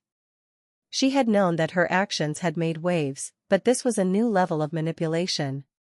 An investigation? For what? David hesitated. "Some are questioning your fitness to remain in office, citing your public statements. They're trying to tie your personal beliefs to your professional decisions, claiming that you can no longer serve impartially. It's not just a legal matter anymore, it's a political one. And it's becoming a witch hunt." Andrea clenched her fists, feeling a mix of frustration and helplessness. "So what? They want me out? Because I spoke the truth?" David nodded grimly. "It's not that simple.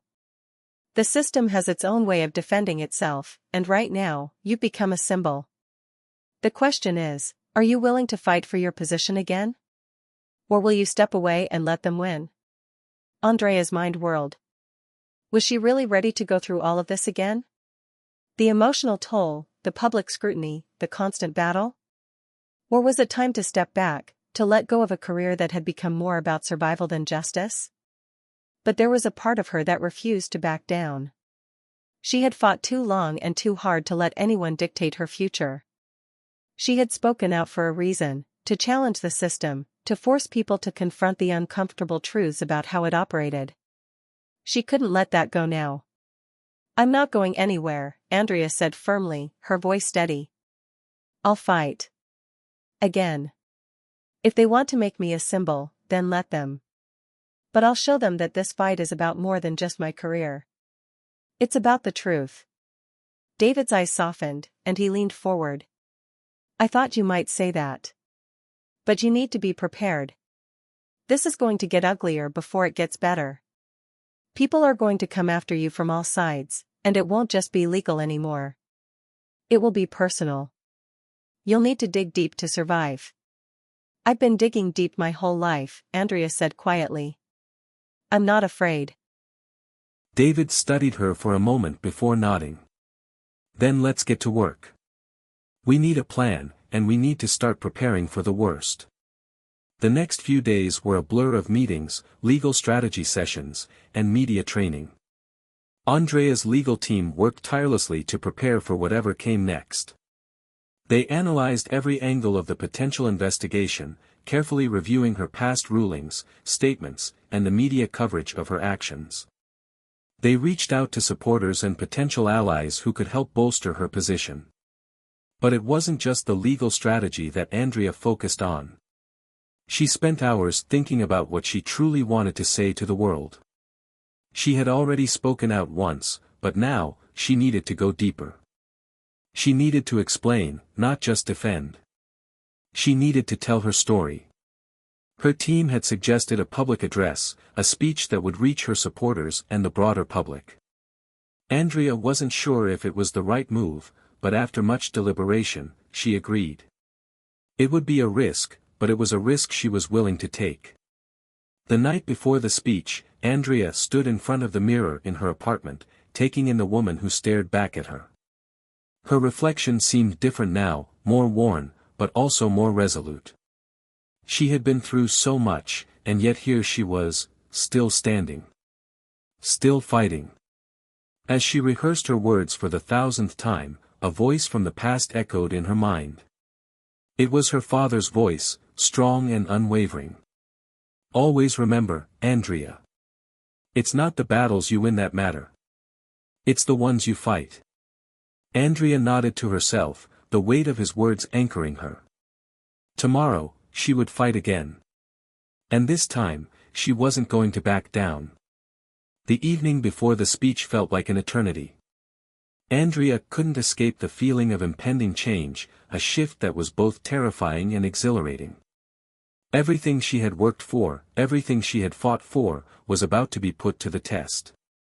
The speech was more than just a public address, it was her chance to explain herself, to tell her story, and to show the world who she truly was. It had been a long time since Andrea had been this vulnerable.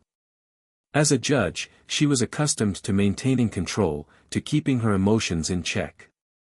But this was different. The speech would put everything on display, her beliefs, her struggles, and her conviction. It would be a moment of truth, and once it was said, there would be no going back. She sat at her kitchen table, reviewing the speech one last time. The words were carefully crafted, designed to appeal to both her supporters and her critics. She wanted to explain why she had taken the actions she had, to show that her decisions were grounded in her belief in justice, not politics, not personal gain, but the purest form of fairness she could give. She also wanted to confront the allegations head-on, addressing the media circus and the political forces trying to tear her down. She knew there would be those who wouldn't believe her. There would be people who would see this speech as nothing more than a desperate attempt to salvage her career. But there were others, people who were looking for hope, for someone who was willing to stand up for what was right, even when it meant risking everything. Andrea had always been taught to speak the truth, no matter how uncomfortable. And now, she had to live by that lesson. The next day, Andrea arrived at the venue early, long before the camera started rolling. It was a modest auditorium, not one of the grand stages where political speeches were often made, but it would do. The room was packed with reporters, legal experts, and a few of her supporters who had come to watch her speak. She could feel the tension in the air as she stepped onto the stage, the eyes of the world on her. The media, the public, everyone was waiting for her to say something, anything, that would give them the next big story. But Andrea wasn't there for the story. She was there for herself, and for everyone who had supported her from the start. She walked up to the podium, the spotlight bright above her. She took a deep breath, steadying herself. This was it. The moment she had prepared for, the moment that could either make or break everything. Good afternoon, she began, her voice clear but steady. Thank you for being here today. I stand before you, not just as a judge, but as a human being. Someone who has spent her life trying to understand the world and seek out what's right, even when it isn't easy. Even when it's not popular. She paused, taking in the faces before her. She could see the skepticism in some eyes, the curiosity in others. It didn't matter. She had to keep going. Let me start by saying this: I am not perfect. None of us are. But my decisions, the ones that have put me in the spotlight, have always been guided by one simple belief: the pursuit of justice. I became a judge because I believed in the rule of law. I believed in the power of fairness. And I still do. Andrea could feel her heart beating faster, but she didn't let it show. She had been through worse. She had faced countless trials in her career, but this was different. This was personal. You all know what happened, she continued, the comments I made, the public backlash, the disciplinary hearing. It's been a difficult time. And I know many of you think that I've lost my way. That I've allowed my personal beliefs to overshadow my duty. But I want to make one thing clear: my personal beliefs have always been rooted in justice, in the law, and in the people I serve. She could feel the eyes of the reporters on her, the cameras clicking away. But this wasn't for them. This was for the people who had written to her, the people who believed in her, the people who needed to hear the truth. I never intended to mock the system, or to disrespect anyone. But I cannot stand by and watch a system that is broken. I cannot ignore the fact that there are people out there who do not receive the same treatment, the same opportunities, simply because of the color of their skin, their background, or their circumstances. I spoke out because I believe that our justice system can, and should, do better. That's why I did what I did. Andrea could feel the weight of her words settling on the room.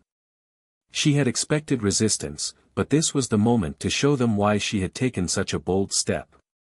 She wasn't backing down. I'm not asking for your forgiveness, she said firmly. I'm asking for your understanding. I'm asking you to think critically about the system we have and the way we treat each other. And most importantly, I'm asking you to stand with me. Not because I'm a judge, but because we all have a responsibility to make sure that justice is truly justice for everyone. There was a brief silence in the room, as if the weight of her words had landed. Andrea couldn't tell if she had won them over, or if she had only deepened the divide. But that didn't matter. She had spoken her truth, and that was what she came to do. After the speech, the media frenzy was as intense as she had anticipated. The news outlets immediately began dissecting every word she had said, analyzing her tone, her delivery, and her message. Some praised her courage, while others criticized her for using the platform to push a political agenda.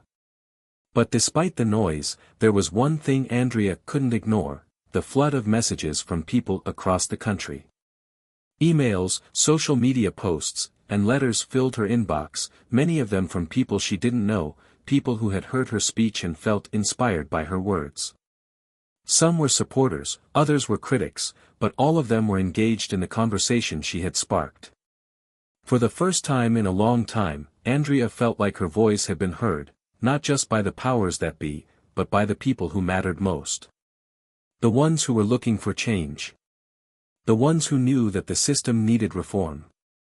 She had stepped into the ring, and while the fight was far from over, she had made her stance clear. The road ahead would be difficult, and there were sure to be more battles to face.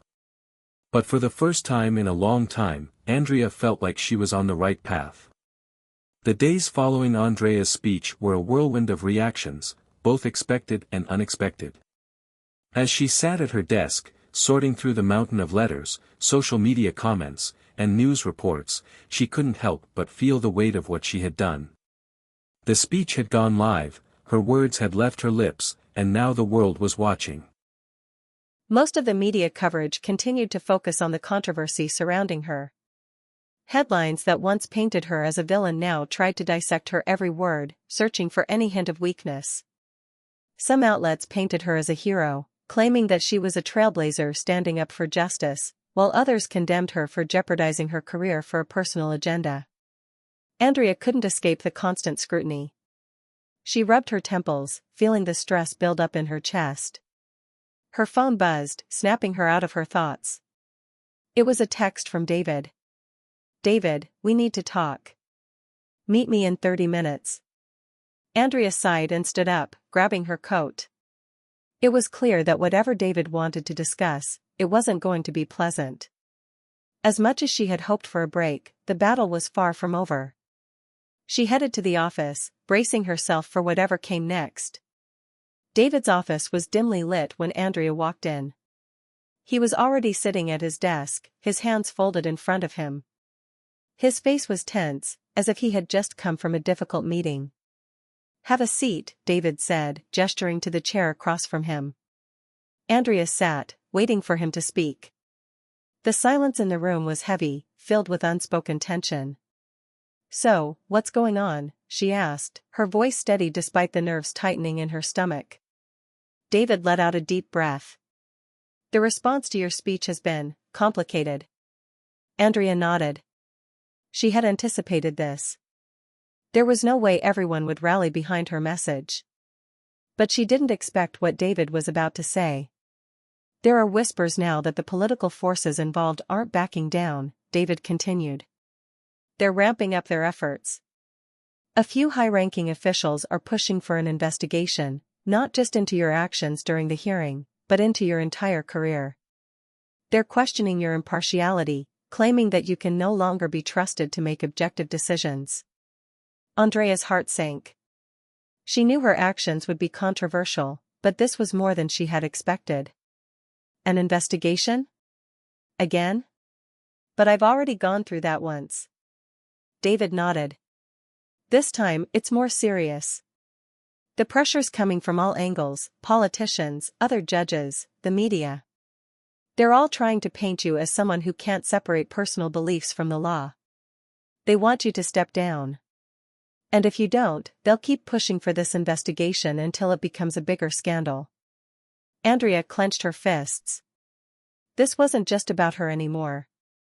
This was an attack on everything she believed in. She had already put herself out there, taken the first hit. But now, she had to decide whether she was willing to go through it all over again. "Are they serious?" she asked, her voice steady but fierce. Andrea clenched her fists. This wasn't just about her anymore. This was an attack on everything she believed in. She had already put herself out there, taken the first hit. But now, she had to decide whether she was willing to go through it all over again. "Are they serious?" she asked, her voice steady but fierce. "They're dead serious," David replied. "And it's not just about you. They're trying to make an example of you. They want to send a message to anyone who dares to challenge the status quo." Andrea took a deep breath, trying to center herself. This wasn't the first time she had faced opposition. This wasn't the first time the system had tried to silence her. But this was different. The stakes were higher, the forces she was up against were more powerful. "What do we do?" she asked, her voice barely above a whisper. David met her gaze. "We fight. We need to build our case. We need to show that your decisions have always been rooted in the law, that your personal beliefs have never interfered with your duty. We need to remind them that the truth is on our side." Andrea nodded, determination rising in her chest. She had no intention of backing down. "Not now, not ever." "Let's do it," she said firmly. "I'm not giving up this time. I'm not letting them make me a symbol of defeat. I'm going to show them that justice is bigger than any one person, bigger than any scandal." As Andrea and David started working on their strategy, they knew that the road ahead would be difficult. There was no way to predict how the investigation would unfold, or how the public would react. But Andrea had made a decision: she wasn't going to cower in fear, she wasn't going to run away from the truth. She would face whatever came next head-on, with the same conviction that had gotten her this far. In the days that followed, Andrea and her legal team combed through her past decisions, gathering evidence to prove that she had always followed the law to the best of her ability. They reached out to supporters, colleagues, legal experts, community leaders, to vouch for her integrity and professionalism. It wasn't just about defending her actions, it was about making sure that the message she had delivered in her speech didn't get lost in the noise of the political machine.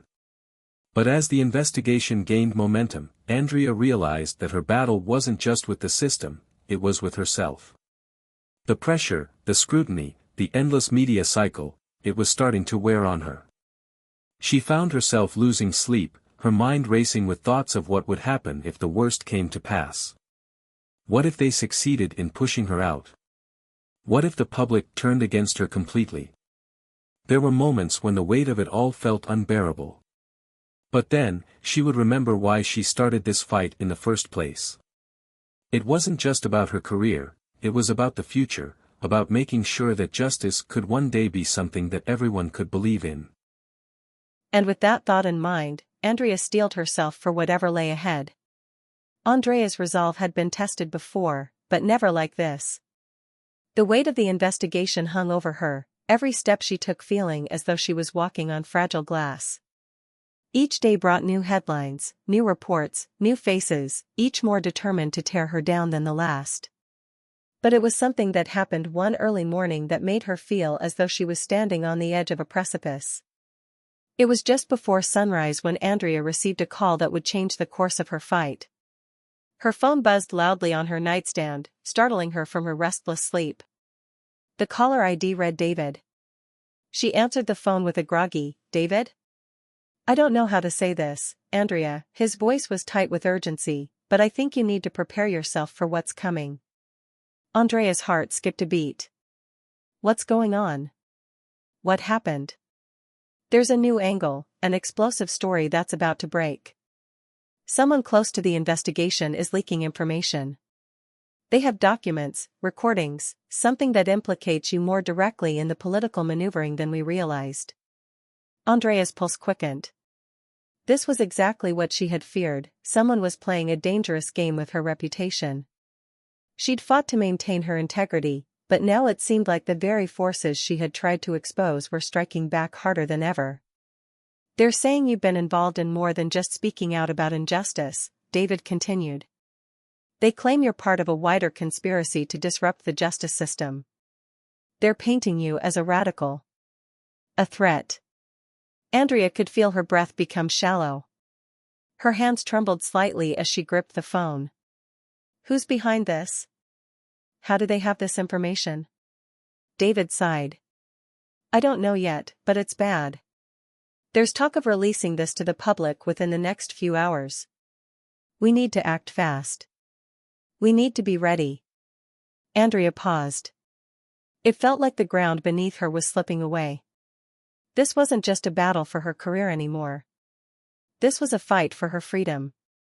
The accusations were reaching into dangerous territory, one that could damage her reputation beyond repair.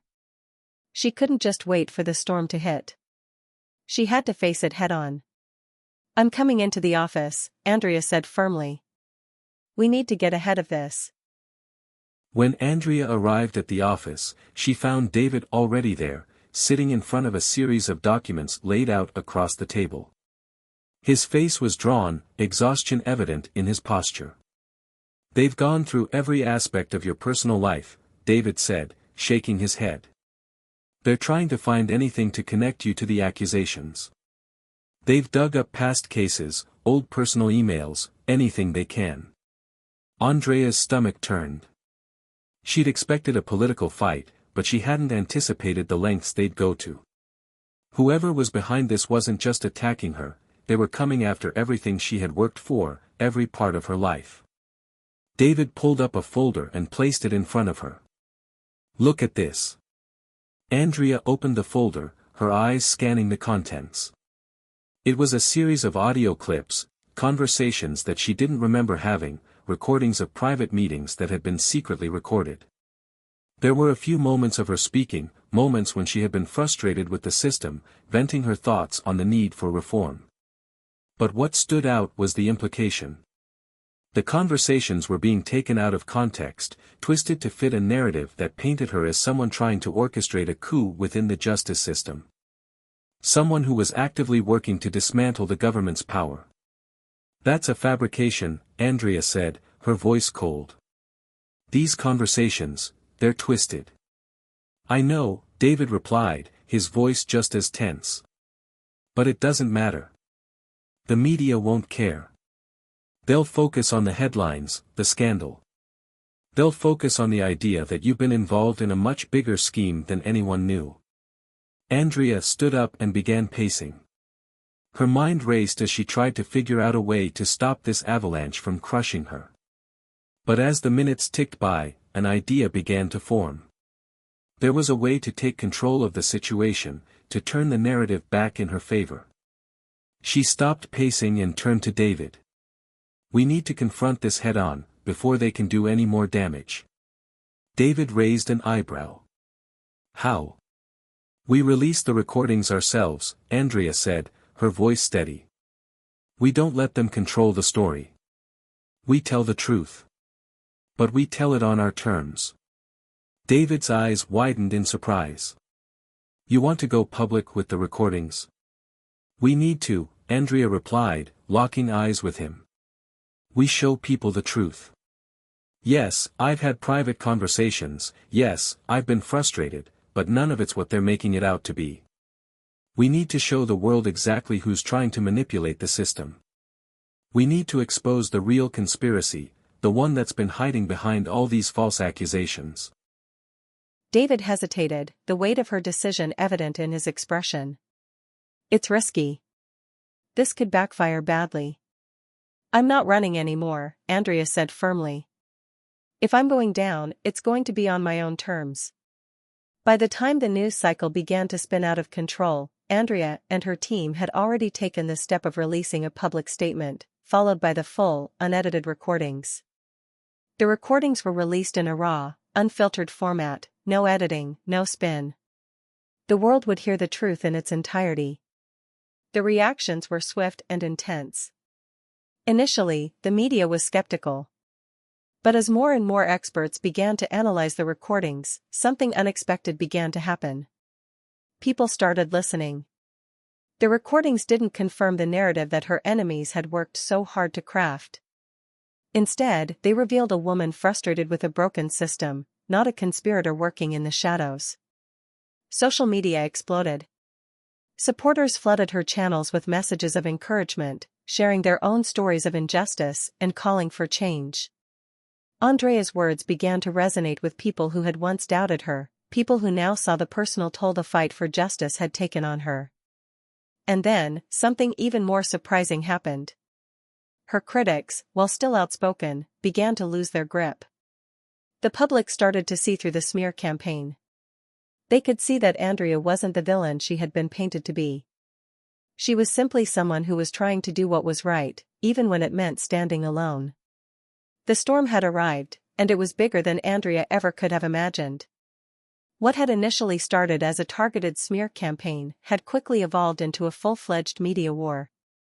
The release of the recordings had set the world on fire, and Andrea was now at the center of a global debate on justice, transparency, and power.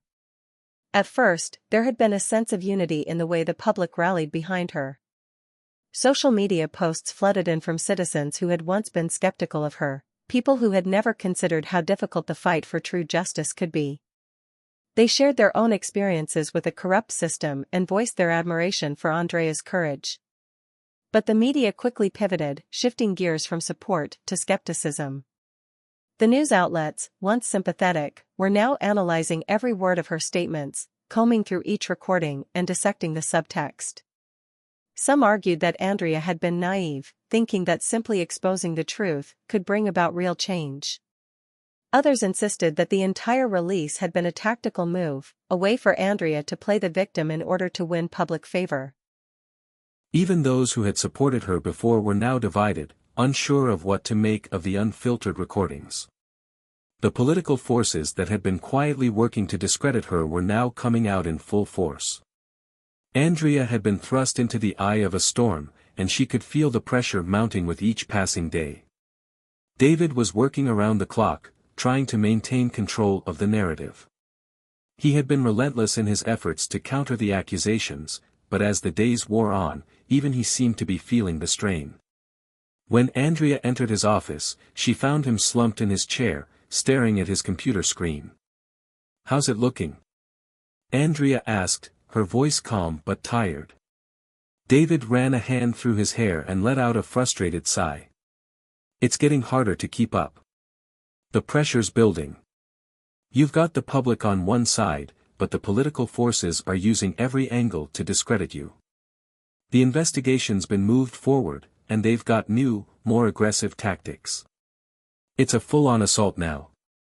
Andrea took a seat across from him, her eyes narrowing as she processed his words. "We knew this was coming. We just didn't know how fast it would escalate." David nodded. "Exactly. And with every passing day, it feels like the truth is getting harder to hold on to. The media's begun to twist the facts. They're spinning this as a political game, as if you're the one who's manipulating the system." Andrea clenched her jaw, fighting the urge to let the anger take over. She had worked too hard to let her message get lost in the noise. "We can't let them control the narrative.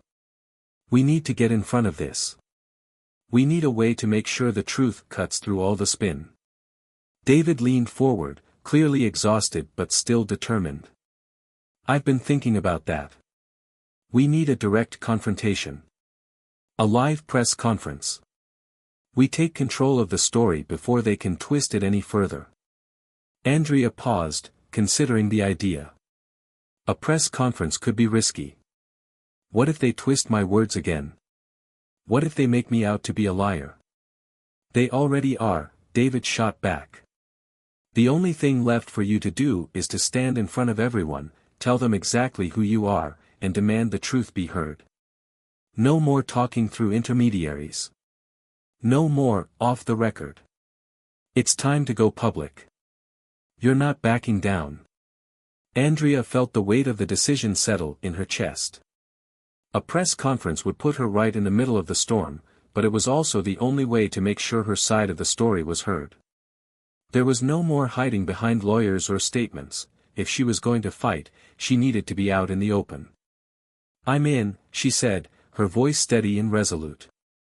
"We do it. But it has to be real. No filters, no distractions. I'm not going to let them twist this any longer." The day of the press conference arrived, and Andrea stood backstage, watching the room fill with reporters. The air was thick with anticipation, and she could feel the weight of every eye in the room already on her. She took a deep breath, trying to steady the nerves that had begun to creep in. David stood beside her, his expression focused, but she could see the unease in his eyes. "You've got this," he said, offering her a small smile. "Just tell the truth. You've done it before." Andrea nodded, though she couldn't help but feel a pang of doubt. Would they listen? Or was she just another politician to them, another scandal to cover? But she had no choice now. She had already taken this fight to the public. She had already exposed herself to the world. And now, she would stand by her words. The doors opened, and she stepped out into the spotlight. The room fell silent as Andrea approached the podium, her heels clicking against the floor. Reporters murmured among themselves, but all eyes were on her. She could feel their gaze burning into her, waiting for her to speak.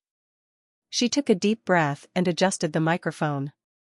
"Thank you all for being here today. I know that the past few days, weeks even, have been difficult for many of you. There's been a lot of noise, a lot of confusion. But I'm here to clear the air." She paused, letting the silence hang in the air for a moment. Her heart raced, but her voice remained steady. "I've been called many things over the past few days. A radical, a traitor, someone who's trying to destroy the very system I've sworn to uphold. But let me be clear about something, I am not the enemy. What I've done, what I continue to do, is stand for truth. I stand for justice. And I stand for a system that works for every person, not just those in power." Andrea's words were calm, deliberate. The reporters scribbled notes, some nodding, others skeptical. She could see the divide forming right in front of her eyes. The recordings that were leaked, the accusations that have been made, these are all part of a bigger game. A game that's been played by those who want to control the truth. But the truth cannot be hidden, not anymore. I will not stand by and let lies destroy what I've worked for, what so many of us have fought for. She looked out at the sea of faces before her, knowing that some of them would never believe her, but others, perhaps many others, would. Today, I ask for one thing, the truth. I ask that you, the public, demand the truth. Not just from me, but from every single person who's part of this system. We cannot allow ourselves to be fooled any longer. We cannot let fear dictate our future. The room was silent. She could feel the weight of the moment, the magnitude of the words she had just spoken. This was it. There was no turning back now. I will not apologize for standing up for what I believe is right. I will not back down. And I will not let the forces of corruption silence me. The truth is stronger than any attack. And I will stand here, as long as it takes, to make sure it is heard. As Andrea left the press conference, she didn't know what the immediate outcome would be. The storm was far from over, but for the first time in weeks, she felt a surge of clarity. She had taken control of her story.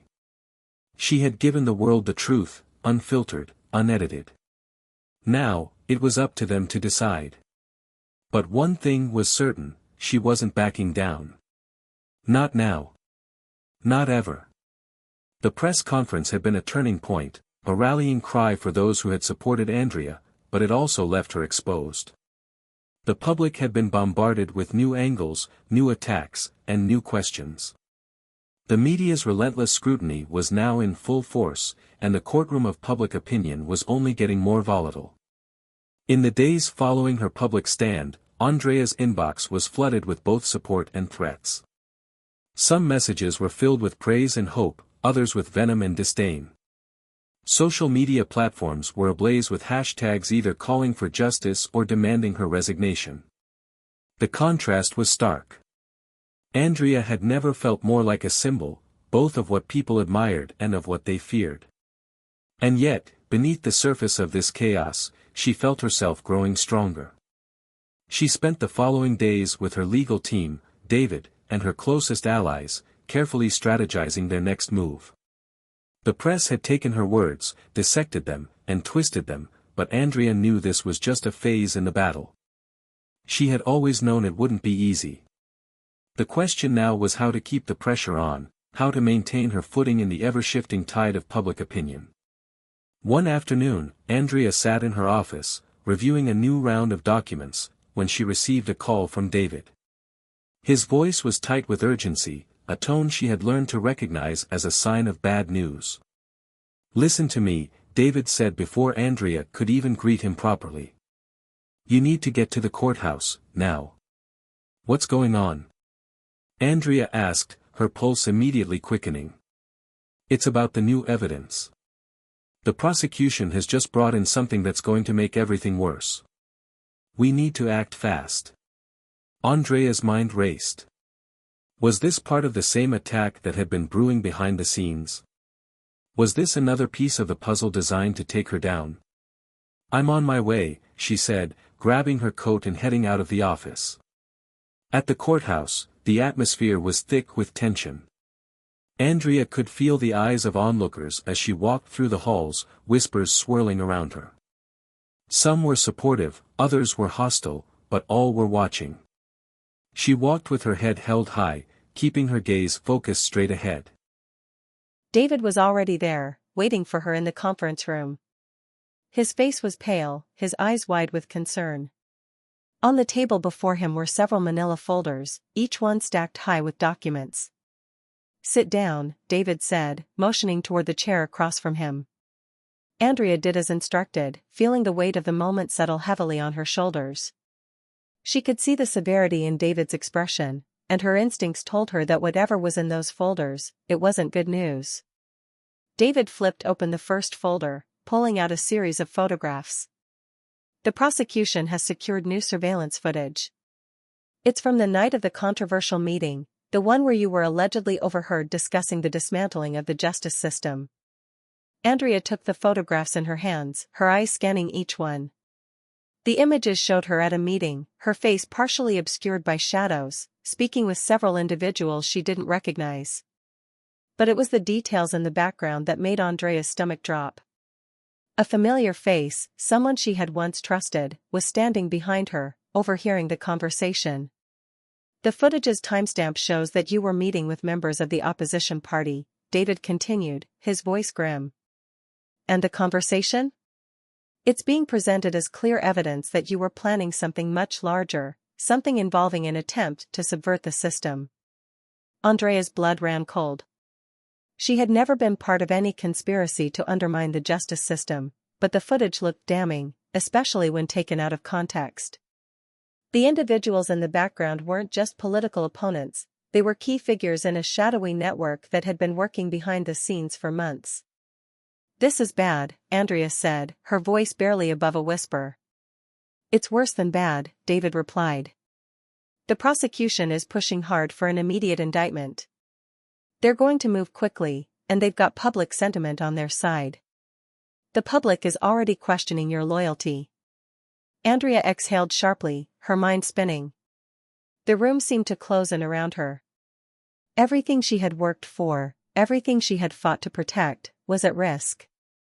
The pressure of the entire situation was starting to suffocate her, but Andrea refused to give in to the panic. She couldn't.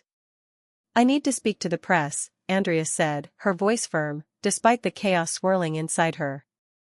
We need to release a statement immediately. We need to control the narrative before they do. David looked at her with concern. Are you sure? We don't know what else they've got on you. I'm sure, Andrea replied, standing up with purpose. I've been hiding behind statements for too long. It's time to take the fight to them. I need to face this head-on. As Andrea stepped back into the public eye, she knew there was no turning back. The press conference had sparked a firestorm, but it was now clear that her enemies weren't going to relent. The forces working against her had only just begun to escalate, and Andrea understood the danger she was in. They had her in their sights, and they would not stop until she was out of the picture.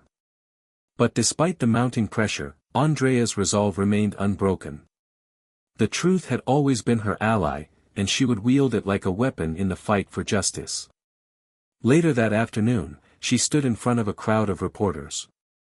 The cameras flashed, and microphones were thrust toward her, but Andrea held herself steady, unflinching. She could feel the weight of the moment bearing down on her, but she was prepared. I stand here today to address the most recent claims against me, Andrea began, her voice clear and unwavering. I understand the gravity of the accusations being made. I know the footage they've released appears damning, but I ask you to look at the bigger picture. She paused, allowing her words to sink in. She could feel the weight of the eyes upon her, but she did not falter. I am not part of any conspiracy. What you see on that footage is not the whole truth. The people who are trying to frame me know this. This is nothing more than an attempt to distract you from the real issues at hand. The justice system is broken, and I've been working to expose that. The reporters were silent for a moment, and Andrea's eyes scanned the room. She could see the skepticism on some faces, but she could also sense a shift. They were listening now, truly listening. I will not be intimidated. I will not be silenced. I will continue this fight, no matter the cost. Because what's at stake is far greater than any of us. As Andrea walked away from the press conference, she couldn't help but feel a rush of adrenaline. She had spoken the truth, as always. But this time, there was something different. The battle was intensifying, and there was no way to predict what would come next. Still, Andrea remained resolute. Her fight was far from over. The stakes had only grown higher, but so had her determination to see it through. The days following Andrea's powerful press conference felt like a precarious balance between chaos and clarity. The storm had not passed, it had only intensified. The media's attention on her now bordered on obsessive, and while some reports gave her a fair shake, many more continued to paint her as a figure embroiled in scandal. David had warned her that things would escalate quickly, but even he seemed to be losing his usual calm demeanor. The strategy meetings they held each day grew longer, with every new leak or accusation threatening to destabilize the ground beneath them. The legal team scrambled to address the latest evidence that had come to light, trying to stay one step ahead of the relentless media machine. But it wasn't the legal battles that were weighing on Andrea the most. It was the realization that her reputation, and by extension, her future, hung by a thread. Even her closest allies seemed to be wavering. Some began to question if she was the right person to lead the charge, while others expressed doubts about whether she could survive the storm. The pressure of being constantly in the spotlight, of feeling like the world was watching her every move, was beginning to take its toll. One evening, after another grueling round of meetings, Andrea sat alone in her office. The dim light of the desk lamp cast long shadows across the room. She'd had enough of the behind-the-scenes politics, the negotiations, and the endless strategy sessions. She needed time to think. The truth had been on her side from the beginning. She had spent her life working in the justice system, pushing to make it fairer for everyone, no matter their background. But now, in this whirlwind of accusations, counterclaims, and political maneuvering, it all felt like a distant memory. Andrea leaned back in her chair and closed her eyes, letting the sound of the world outside fade away. She was a woman who had always prided herself on her resilience. But was she strong enough to survive this? Her thoughts were interrupted by a knock on the door. "Come in," she called, sitting up straighter in her chair. David entered, looking more haggard than usual. His tie was loosened, his sleeves rolled up. His eyes, though tired, still held the determination Andrea had come to rely on. "I thought I'd find you here," he said, a hint of a smile tugging at the corner of his mouth. "You've been holding it together remarkably well, but even I can see that you're running on fumes." Andrea gave him a tired smile. "I'm fine. Just trying to think." David sighed as he took a seat across from her. "You've got the weight of the world on your shoulders right now. It's understandable if you need a moment to breathe." For a long moment, neither of them spoke.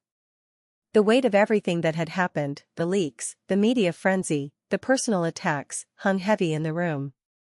Finally, Andrea spoke up. "David, do you ever wonder if it's worth it?" He looked at her, his brow furrowing slightly. "What do you mean?" "I mean, all of this," she said, gesturing around the room, "the chaos of it all.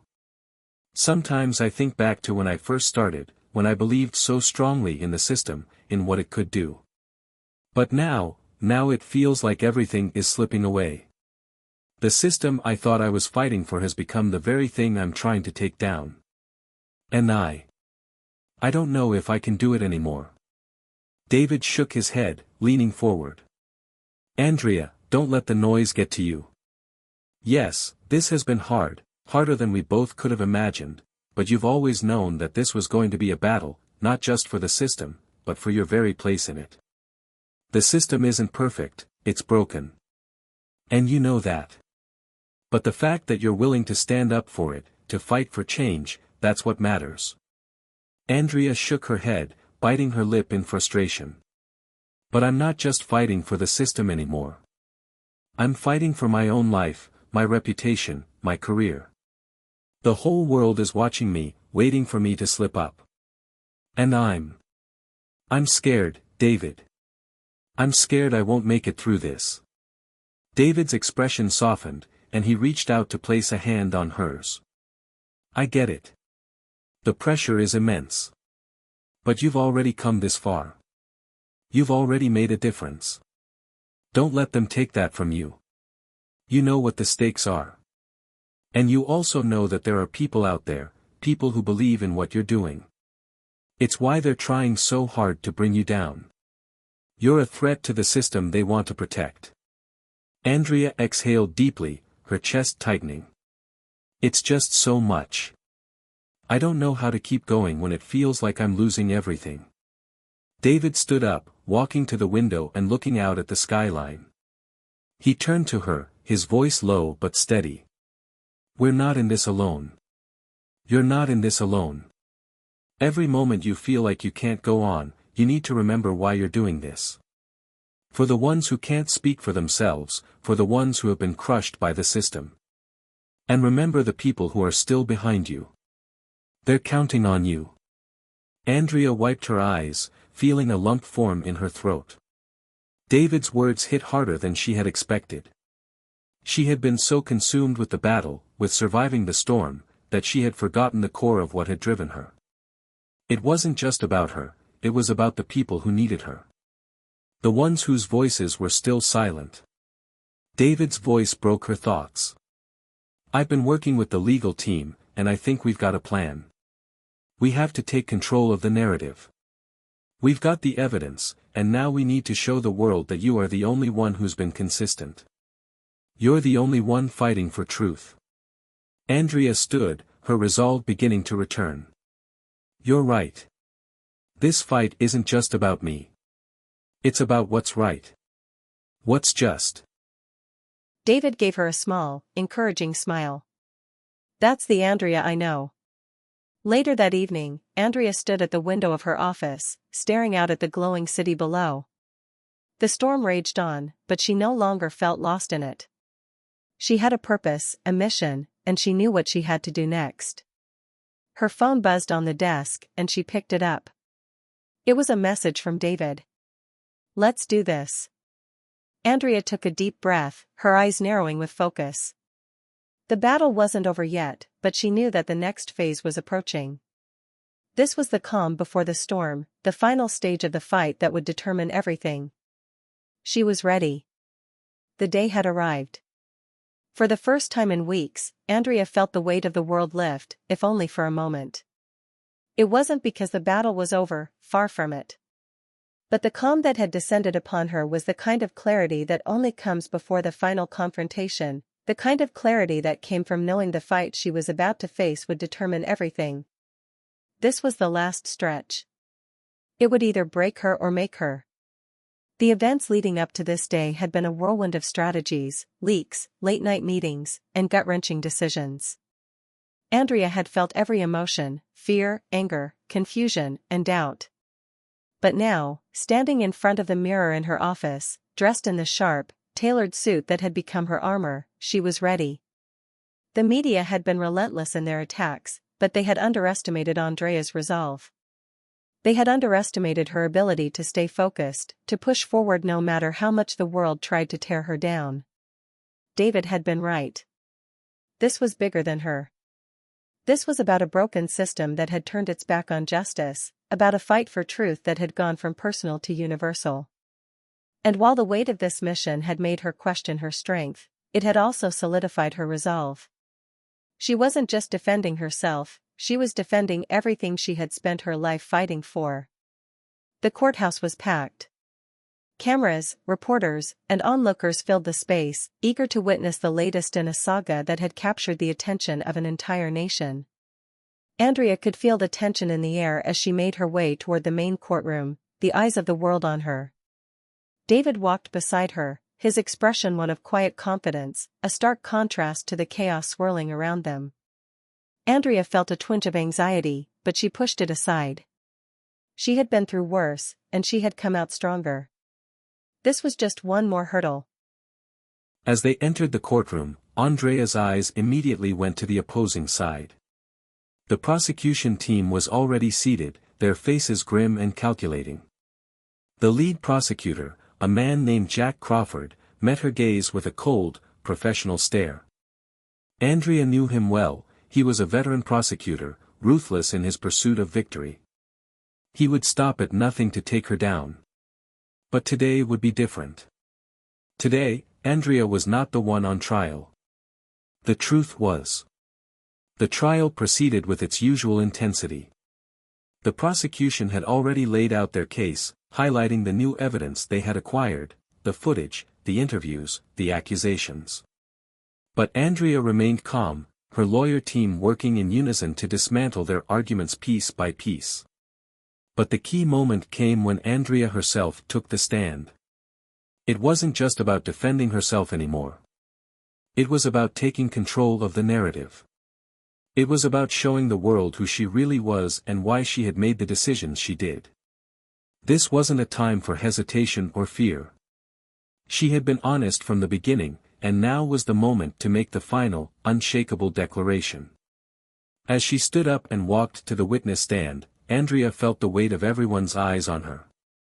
The cameras flashed, and the room fell silent, save for the scribbling of pens and the soft click of recorders.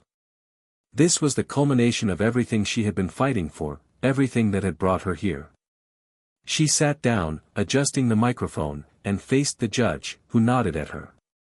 "Ms. Harris," the judge said, his voice stern but fair. "You may now present your defense." Andrea took a deep breath and looked out at the sea of faces before her, reporters, spectators, and her enemies in the prosecution. Then, she began. "For those of you watching this trial, I want to be clear about one thing: this case is not just about me. It's about a system that has failed, and it's about the truth we've all been ignoring." She paused, allowing her words to sink in, feeling the weight of her conviction anchor her. "The footage, the so-called evidence that the prosecution has shown you, is incomplete. They have taken small pieces of a larger picture and twisted them into something they can sell to the media. But the truth is that I have spent my entire life working within the justice system, fighting for what's right, fighting for the people who have been silenced by a broken system." Andrea's voice grew steadier as she spoke, the truth flowing from her like a river. She wasn't just defending herself. She was defending everyone who had ever been wronged, everyone who had ever been ignored by the very system meant to protect them. "I stand before you today, not as a victim, but as someone who has devoted her life to exposing the flaws in the justice system. I have spent years trying to reform what is broken, not to destroy it. The accusations against me, the allegations that I have somehow worked to dismantle justice, are false. They are a fabrication designed to take me down and distract from the real issues at play here." She could feel the weight of her words. Every syllable was a declaration, a refusal to back down. The truth is out there, and it's been out there for a long time. The question is whether you're willing to face it. Andrea's gaze moved to the jury, and for the first time, she saw a glimmer of understanding in their eyes. The skeptical expressions that had greeted her earlier were starting to soften. They were listening. Really listening. The cross-examination began, and Jack Crawford rose from his seat.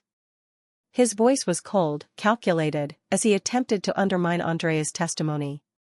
He threw every accusation, every piece of evidence at her, trying to break her. But Andrea stood strong, her answers measured, her voice unwavering. She had been through this before, under scrutiny, under attack. And she would not break now.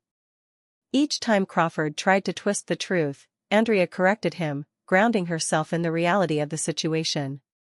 She didn't need to win the crowd, she just needed to win the truth.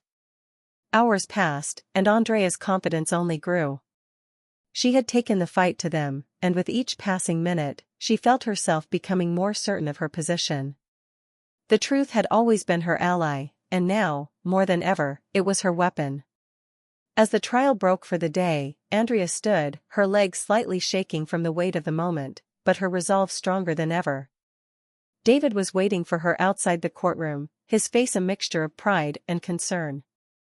"You did it," he said quietly. "You held your ground." Andrea nodded. "This is only the beginning. Tomorrow, we finish it." That night, as Andrea sat alone in her office, she reflected on the journey that had brought her here, the twists, the turns, the victories, the betrayals. She had lost so much, but in that loss, she had found her true strength. She had found herself. Tomorrow, everything would be on the line. But Andrea Harris, the woman who had once stood uncertain in the shadows, now stood in the light, ready to face whatever came next. And no matter the outcome, she knew she had done what was right. Hit subscribe and leave a comment with where you're watching from. This story might just spark a new beginning. What's one thing that always pushes you forward, even when things get tough?